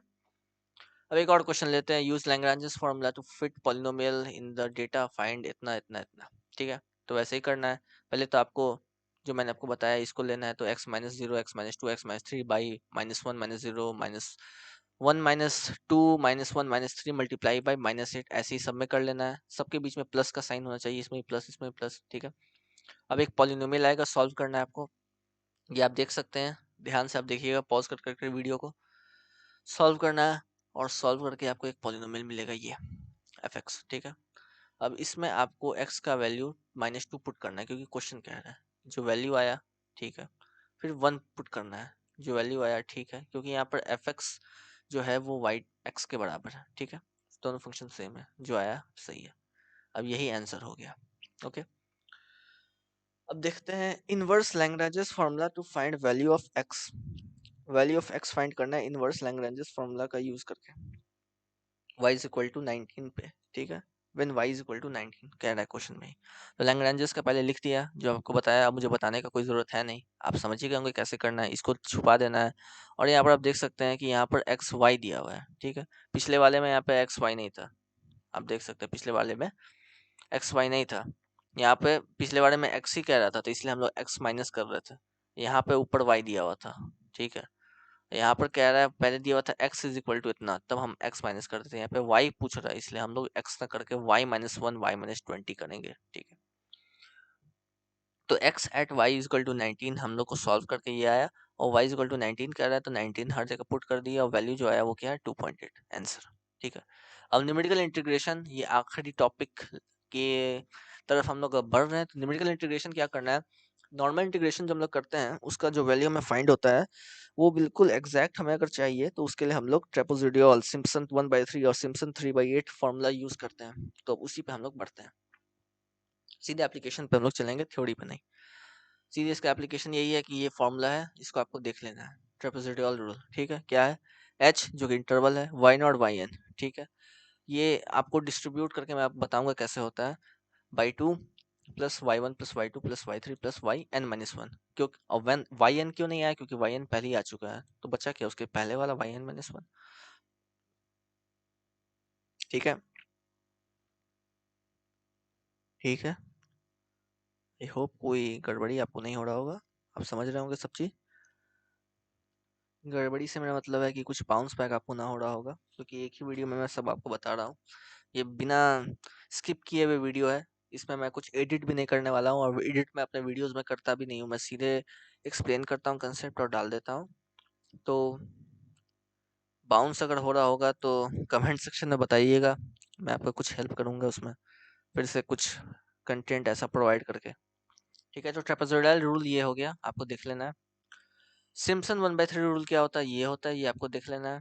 h/3, h इंटरवल है हर बार की तरह, y0 plus yn plus 4 into y1 plus y3 plus y5, जितना ऑड नंबर है उन सबका सम, और इवन नंबर का सम, इवन नंबर का सम को मल्टीप्लाई करना है 2 से, ऑड नंबर के सम को मल्टीप्लाई करना है 4 से, किससे, सिम्पसन 1/3 रूल में, okay. It is applicable even when there is a total number interval in even, ठीक है। अगर टोटल जो आपका इंटरवल है वो इवन है तब भी इसका एप्लीकेशन आप कर सकते हैं। सिम्पसन 3/8 रूल क्या होता है, 3/8 है तो नॉर्मली 3h/8 लिखा हुआ है, समझ ही गए होंगे। y0 प्लस yn करना है, y0 plus yn divide by 2 बस एक ही में होता है, जो कि ट्रेपेजोइडल रूल, ठीक है। प्लस यहाँ पे डिवाइड कर देना है, यहाँ पे आपको क्या करना है, पहले आपको डिस्ट्रीब्यूट कर देना है 3 के मल्टीपल से, जो 3 का मल्टीपल है y3 y6 y9, उसको मल्टीप्लाई कर देना है 2 से, और क्या बचा, y0 हो गया, y1 बचा, y2 बचा, y3 पे यहाँ पे हो चुका है, y4 बचा, y5 बचा, जो जो बचा उन सबको आपको लिख देना है और 3 से मल्टीप्लाई कर देना है। सिंपली आपको 6 में डिवाइड करना है सबको, 6 ही में सही रहता है। It is used when the total number of intervals is a multiple of 3, और 6 मल्टीपल ऑफ 3 भी होता है। अगर 6 में आप डिवाइड करते हैं, इंटरवल 6 इंटरवल में अगर डिवाइड करते हैं, तो इससे आप तीनों मेथड को यूज कर सकते हैं, ट्रेपेजोइडल भी यूज कर सकते हैं, सिम्पसन 1/3 भी यूज कर सकते हैं, और सिम्पसन 3/8 भी यूज कर सकते हैं। Most commonly, it is preferred to split the intervals into 6 terms because 6 is an even number as well as the multiple of 3। जो मैंने कहा, आप इसका यूज कब कर सकते हैं सिम्पसन 1/3 का, जब एक ये इवन नंबर हो, और इसमें कब यूज कर सकते हैं, जब ये 3 का मल्टीपल हो। तभी आप देख रहे हैं कि यहाँ पे 3 का मल्टीपल से 2 को मल्टीप्लाई किया गया, और यहाँ पे इवन नंबर है, इसको 2 से मल्टीप्लाई किया गया, ठीक है। तो 6 क्या है, ये इवन नंबर भी है और साथ ही साथ ये 3 का मल्टीपल भी है। तो इसलिए अगर आप 6 इंटरवल में 6 इक्वल इंटरवल में अगर आप डिवाइड करते हैं, स्प्लिट करते हैं, तो आप सिम्पसन 1/3 या सिम्पसन 3/8 दोनों रूल को आप इस्तेमाल कर सकते हैं। तो ये ज़्यादा प्रेफर्ड किया जाता है। वैसे आप चाहे तो एग्जामिनेशन में लिखा रहता है 10th में करना है या 12th में करना है, तो ऐसे आप जो चाहे अपने मन से कर सकते हैं, लेकिन 6 प्रेफर किया जाता है ज़्यादा। Hence in that particular case we can use Simpson 1/3 rule as well as Simpson 3/8 rule. और इस वीडियो में मैं भी 6 ही में डिवाइड करूंगा। Trapezoidal rule can be used anywhere irrespective of the total number of intervals. Trapezoidal rule कहीं भी use हो सकता है। इंटरवल्स से कोई मतलब नहीं है, चाहे वो 10 हो, 20 हो, 30 हो, कोई फर्क नहीं पड़ता। इवन हो, ऑड हो, कुछ फर्क नहीं पड़ता, किसी का मल्टीपल हो नहीं हो। मतलब तभी पड़ता है जब वो सिम्पसन 1/3 या सिम्पसन 3/8 का बाद आता है। ठीक है, अब देखते हैं। एक क्वेश्चन ले लिया मैंने, तीनों रूल इसमें एक ही क्वेश्चन में लगाएंगे। ट्रेपेजोइडल रूल पहले लगाते हैं। तो हम क्या कह रहा है क्वेश्चन में, और कि हमें पाई का वैल्यू भी फाइंड करना, पाई का वैल्यू भी हमें फाइंड करना है इस इक्वेशन, इस इंटीग्रेशन का क्वेश्चन के लिए। ठीक है, पाई का वैल्यू वैसे तो होता है 3.14, लेकिन वो वाला बात नहीं हो रहा है यहाँ पे। ठीक है, तो ट्रेपेजोइडल रूल का पहले हमें फॉर्मूला डालना है। फॉर्मूला से पहले ये एक होता है फॉर्मूला, उसको पहले लिख लेना है, h=b-a। आपने पहले भी इंटीग्रेशन में देखा ही होगा। b होता है यहाँ पर अपर लिमिट और a होता है लोअर लिमिट, तो 1 - 0 हो जाएगा बाई 6। 6 इंटरवल में हम लोग इसको डिस्ट्रीब्यूट कर रहे हैं, तो इसलिए 6 यहाँ पे लिखेंगे, 1/6 हो गया। ठीक है, ए यहाँ पर लोअर लिमिट है, बी अपर लिमिट है, and number of intervals to be split है, वैल्यू ऑफ ए यहाँ पर देना है। तो x0 का वैल्यू पहले 0 होगा, क्योंकि यहाँ पर हमेशा 0 से स्टार्ट होता है। तो अगर डेफिनेट इंटीग्रल अगर 0 से स्टार्ट नहीं है, जो भी है, तो वो वैल्यू x0 का वैल्यू हो जाएगा। 0 1/6 में डिवाइड किए हैं, तो 0 + 1/6 करेंगे, फिर 1/6 + 1/6, ऐसे 1/6 जोड़ते जाएंगे जब तक 1 ना आए। 1 जहाँ पर आए उसको x6 मान लेंगे, और ये वैल्यू ऑफ b हो गया, जो कि अपर लिमिट है। ठीक है, अब वैसे ही यहाँ पर जो x0 x1 ये सब जो वैल्यू आया है, इन सब वैल्यू के जस्ट बगल में y0 लगा देंगे। y0 क्या है, ये 1/1 + x²। ठीक है, अब यहाँ पर x0 स्क्वायर लगा देंगे, x1 स्क्वायर लगा देंगे, जो जो यहाँ पर अगर x2 है तो x2 स्क्वायर लगा देंगे, जो वैल्यू है उसका स्क्वायर करके वैल्यू फाइंड करेंगे। तो वैसे y0 y1 y2 y3 y4 y5 y6 ये सब वैल्यू आपका निकल गया। ये सब वैल्यू आपका निकल गया। अब निकलने के बाद आपको क्या करना है, अब आपको रूल यूज करना है, ट्रेपेजोइडल रूल इस क्वेश्चन के लिए। तो आपको फॉर्मूला लगा देना है। अब y0 yn क्या है, लास्ट टर्म यहाँ पर क्या आ रहा है, y6 आ रहा है। तो ये सब आपको लिख लेना है। y6 का वैल्यू कितना आ रहा है, 1/2 क्या होता है, 0.5 होता है। तो ये सब आपको वैल्यू लिख लेना है। वैल्यू लिखने के बाद जो आपको आंसर आया वही हो गया। ट्रेपेजोइडल रूल से सिम्पसन भी लगा देना है, सिम्पसन में भी फॉर्मूला वही है। अब ये y1 y2 y3 जो है वो आप पहले यहाँ पे निकाल चुके हैं, उस वैल्यू को आपको पुट कर देना है सिम्पसन 3/8 1/3 में। 1/3 में पुट करेंगे तो अब ये आंसर आएगा। आप चेक कर सकते हैं दोनों आंसर 7 8 4 2 3, और ये लगभग सेम ही है, थोड़ा सा चेंज है बस एंड में, दूसरा इतना कुछ फर्क नहीं पड़ता। ये भी अगर आप यूज़ करेंगे सिम्पसन 3/8 वैल्यू सब पुट कर देंगे, तो ये लगभग सेम ही आएगा। तो ये हो गया तीनों मेथड, ट्रेपेजोइडल, सिम्पसन 1/3 और सिम्पसन 3/8। अब आगे चलते हैं।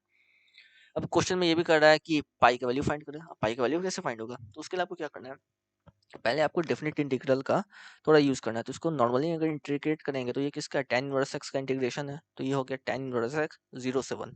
तो इसको अगर आप डालिएगा वैल्यू को x की जगह पे, तो क्या हो जाएगा, tan इनवर्स 1 - tan इनवर्स 0। तो tan इनवर्स 1 का वैल्यू कितना हो जाएगा, पाई 1, क्योंकि tan पाई/4 का वैल्यू कितना होता है, 1। तो इसका मतलब क्या हो गया, अगर आप tan को उधर ले जाएंगे, इनवर्स ट्रिग्नोमेट्रिक फंक्शन याद कीजिए जो आपने पढ़ा होगा पहले ही। tan इनवर्स 1 का वैल्यू कितना हो जाएगा, tan इनवर्स 1 का वैल्यू हो जाएगा पाई/4। सही है, पाई/4 हो जाएगा। तो ये पाई/4 आ गया। तो आप देख सकते हैं कि हमने पहले वैल्यू क्या फाइंड करके रखा है, ये वैल्यू फाइंड करके रखा है, ये वैल्यू फाइंड करके रखा है, ये वैल्यू फाइंड करके रखा है, अलग अलग मेथड से। तब सबको इक्वेट कर देते हैं साथ ही साथ। तो इक्वेशन के साथ इक्वेट करेंगे, पहला तो पाई का वैल्यू ये आया, पाई/4 इक्वल टू इतना, क्रॉस मल्टीप्लाई कर दिए फॉर ट्रेपेजोइडल। फिर दूसरे के लिए फिर ये आ जाएगा सिम्पसन 1/3, और आखिरी सिम्पसन 3/8 के लिए ये आ जाएगा पाई का वैल्यू। क्वेश्चन खत्म। अब ऐसे ही अगर ये बोले एक टेबल दिया हुआ है x log x, x0 x1 x2 x3 x4 x5 x6 ऐसे दिया हुआ है, ये कर रहा है लॉग निकालने के लिए सिम्पसन 3/8 का यूज करके। तो आपको फिर वही करना है, टेबल का यूज करना है। देख सकते हैं कि यहाँ पे इक्वल इंटरवल है 2 का, 0.2 का।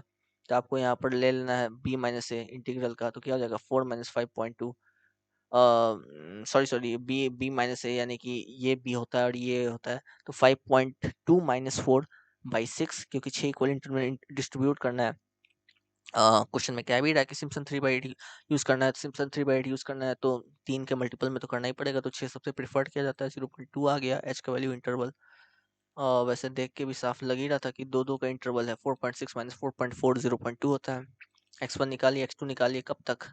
जब तक कि आपका अपर लिमिट है, लोअर लिमिट से लेके आपका अपर लिमिट जब तक नहीं आया, आपको करते जाना है। जैसे आ गया वहीं पे स्टॉप कर देना है। बगल में y1 y2 y3 y0 ऐसे करके वैल्यू आपको निकाल के लिख लेना है। ठीक है, लिख लिए।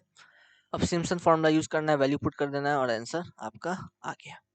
वैसे ट्रेपेजोइडल अगर यूज करना है तो पूछ रहा है using 3 intervals compare it with exact value. इसको 3 इंटरवल में करना है, 6 में नहीं करना है।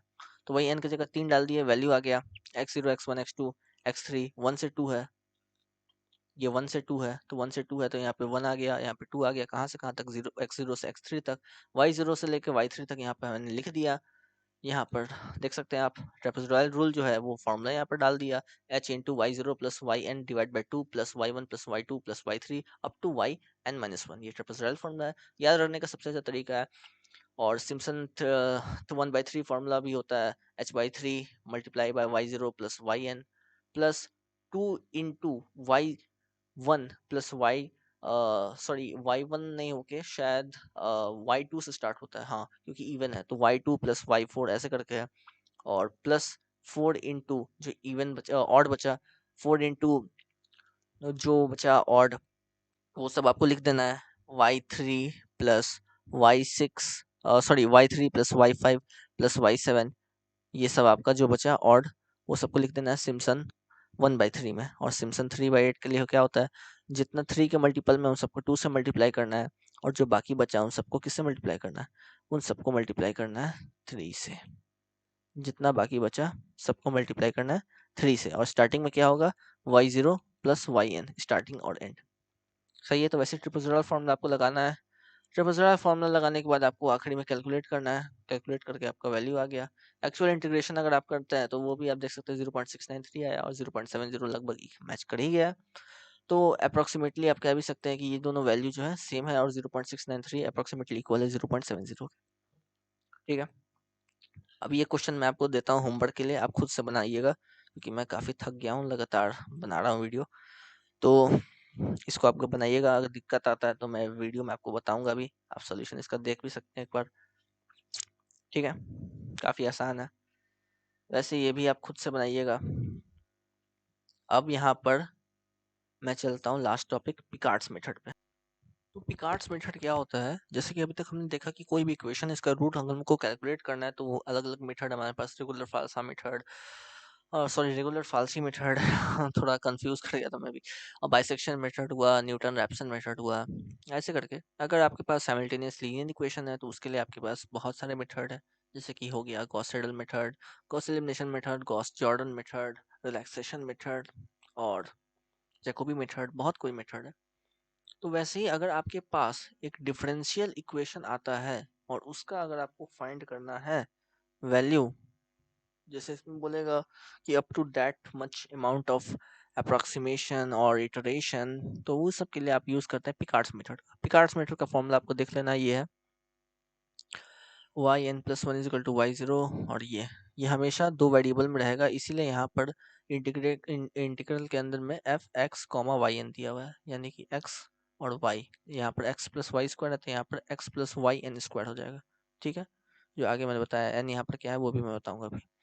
तो क्वेश्चन ये दिया हुआ है, solve by Picard's method for third approximation dy/dx = x + y², और y0 का वैल्यू यहाँ पर 0 दिया हुआ है, और कह रहा है y0.1 भी फाइंड करके बताओ होता क्या आखिर ये। ठीक है, तो यहाँ पर पहले से गिवन जो है y0 = 0, तो इस पर आपको देख लेना है कि 0 जो आपका आ रहा है वो कब आ रहा है, x0 = 0। ठीक है, इसको आपको मान लेना है, x0 आ रहा है तभी आपका ये y0 0 आ रहा है, तो ये y0 क्या हो जाएगा, y0, इसको हम लोग मान लिया y0 या y0 आप कह सकते हैं। ठीक है, तो ऐसा करने के बाद आपको लिख लेना है equation f(x, y) = x + y², और x0 क्या है, 0, y0 क्या है, 0। ठीक है, क्यों? क्योंकि y0 का वैल्यू 0 दिया हुआ है। अगर y0 का वैल्यू अगर दे देता 2, तो इसका मतलब क्या होता कि ये हो गया वाई नॉट का वैल्यू और ये हो गया एक्स नॉट का वैल्यू। एक्स नॉट का वैल्यू हो जाता 0 और वाई नॉट का वैल्यू हो जाता 2। फर्स्ट अप्रोक्सीमेशन में हमें क्या करना है, एन का वैल्यू 0 डालना है। एन का वैल्यू यहाँ पे 0 आया तो क्या हो जाएगा, y1 is equal to y0 plus ये, तो y0 का वैल्यू को मालूम है पहले से, वैल्यू पुट कर देना है। y1 कितना हो जाएगा, y0 प्लस इतना, सही है। एक्स नॉट एक्स ये हमेशा रहेगा एक्स नॉट एक्स, तो एक्स नॉट का वैल्यू हमें पता है कितना है, 0। तो यहाँ पर क्या हो जाएगा 0 टू एक्स, और ये वाई नॉट का वैल्यू 0 है, तो ये x, ठीक है, ये f x plus y not square हो जाएगा। तो ये क्या है, एक्स प्लस वाई स्क्वायर, तो x plus y not square हो जाएगा, वाई नॉट का वैल्यू 0 है तो ये एक्स बचा। तो 0 टू एक्स इंटीग्रल बचा एक्स डी एक्स, तो ये क्या हो जाएगा एक्स स्क्वायर बाई 2। इंटीग्रल कहाँ से कहाँ तक है, 0 से लेके 2 तक, सॉल्व करेंगे तो आ जाएगा एक्स स्क्वायर बाई 2। वैसे ही सेकंड अप्रोक्सीमेशन में हम लोग को 1 डालना है, इंटीग्रेट करेंगे तो ये आएगा। वैसे ही थर्ड अप्रोक्सीमेशन में हमें 2 डालना है, इंटीग्रेट करेंगे तो ये आ जाएगा बड़ा सा। अब हमें कह रहा है कि क्वेश्चन में थर्ड इटरेशन तक हम निकाल लिए, ये फर्स्ट हुआ, ये सेकंड हुआ, ये थर्ड हुआ, थर्ड इटरेशन तक निकाल लिया हमने, और ये आगे हमारा, ठीक है। अब क्या है, थर्ड इटरेशन में जो आपका आया उसमें आपको 0.1 डाल देना है और y 0.1 निकाल देना है। तो आखिरी में जो आपका ये बचा, इसमें y 0.1 का मतलब क्या है, x की जगह पे 0.1 पुट कर देना है। पुटिंग x इक्वल टू 0.1, जो वैल्यू आया वो आपका आंसर हो गया। अब एक क्वेश्चन मैं आपको देता हूँ, solve by Picard's method find successive approximation solution up to fourth order of initial value problem y dash plus y is equal to e to power x y0 is equal to 0। y dash का मतलब क्या है, dy by dx, ठीक है।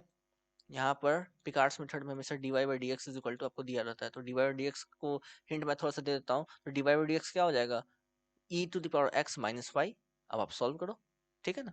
जैसे यहाँ पर dy by dx आपको कितना मिला हुआ था, dy बाई dx आपको दिया हुआ था x square plus y square, y के टर्म में था डिफरेंशिएट, तो आपको x square x plus y square दिया हुआ था, तो वैसे ही अब ये क्या हो जाएगा, Y dash is equal to E to the power X minus Y हो जाएगा, E to the power X minus Y हो जाएगा। वाई डैश क्या होता है, D Y by D X, तो वही तो बात आ गया, D Y by D X is equal to E to power minus E to the power X minus Y.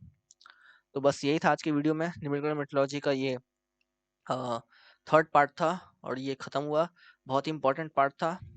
तो अगर वीडियो पसंद आया होगा तो लाइक करना, कमेंट करना, शेयर करना और सब्सक्राइब जरूर करना चैनल को। तो इसी के साथ वीडियो आज का ख़त्म करते हैं। See you, have a good day and bye bye.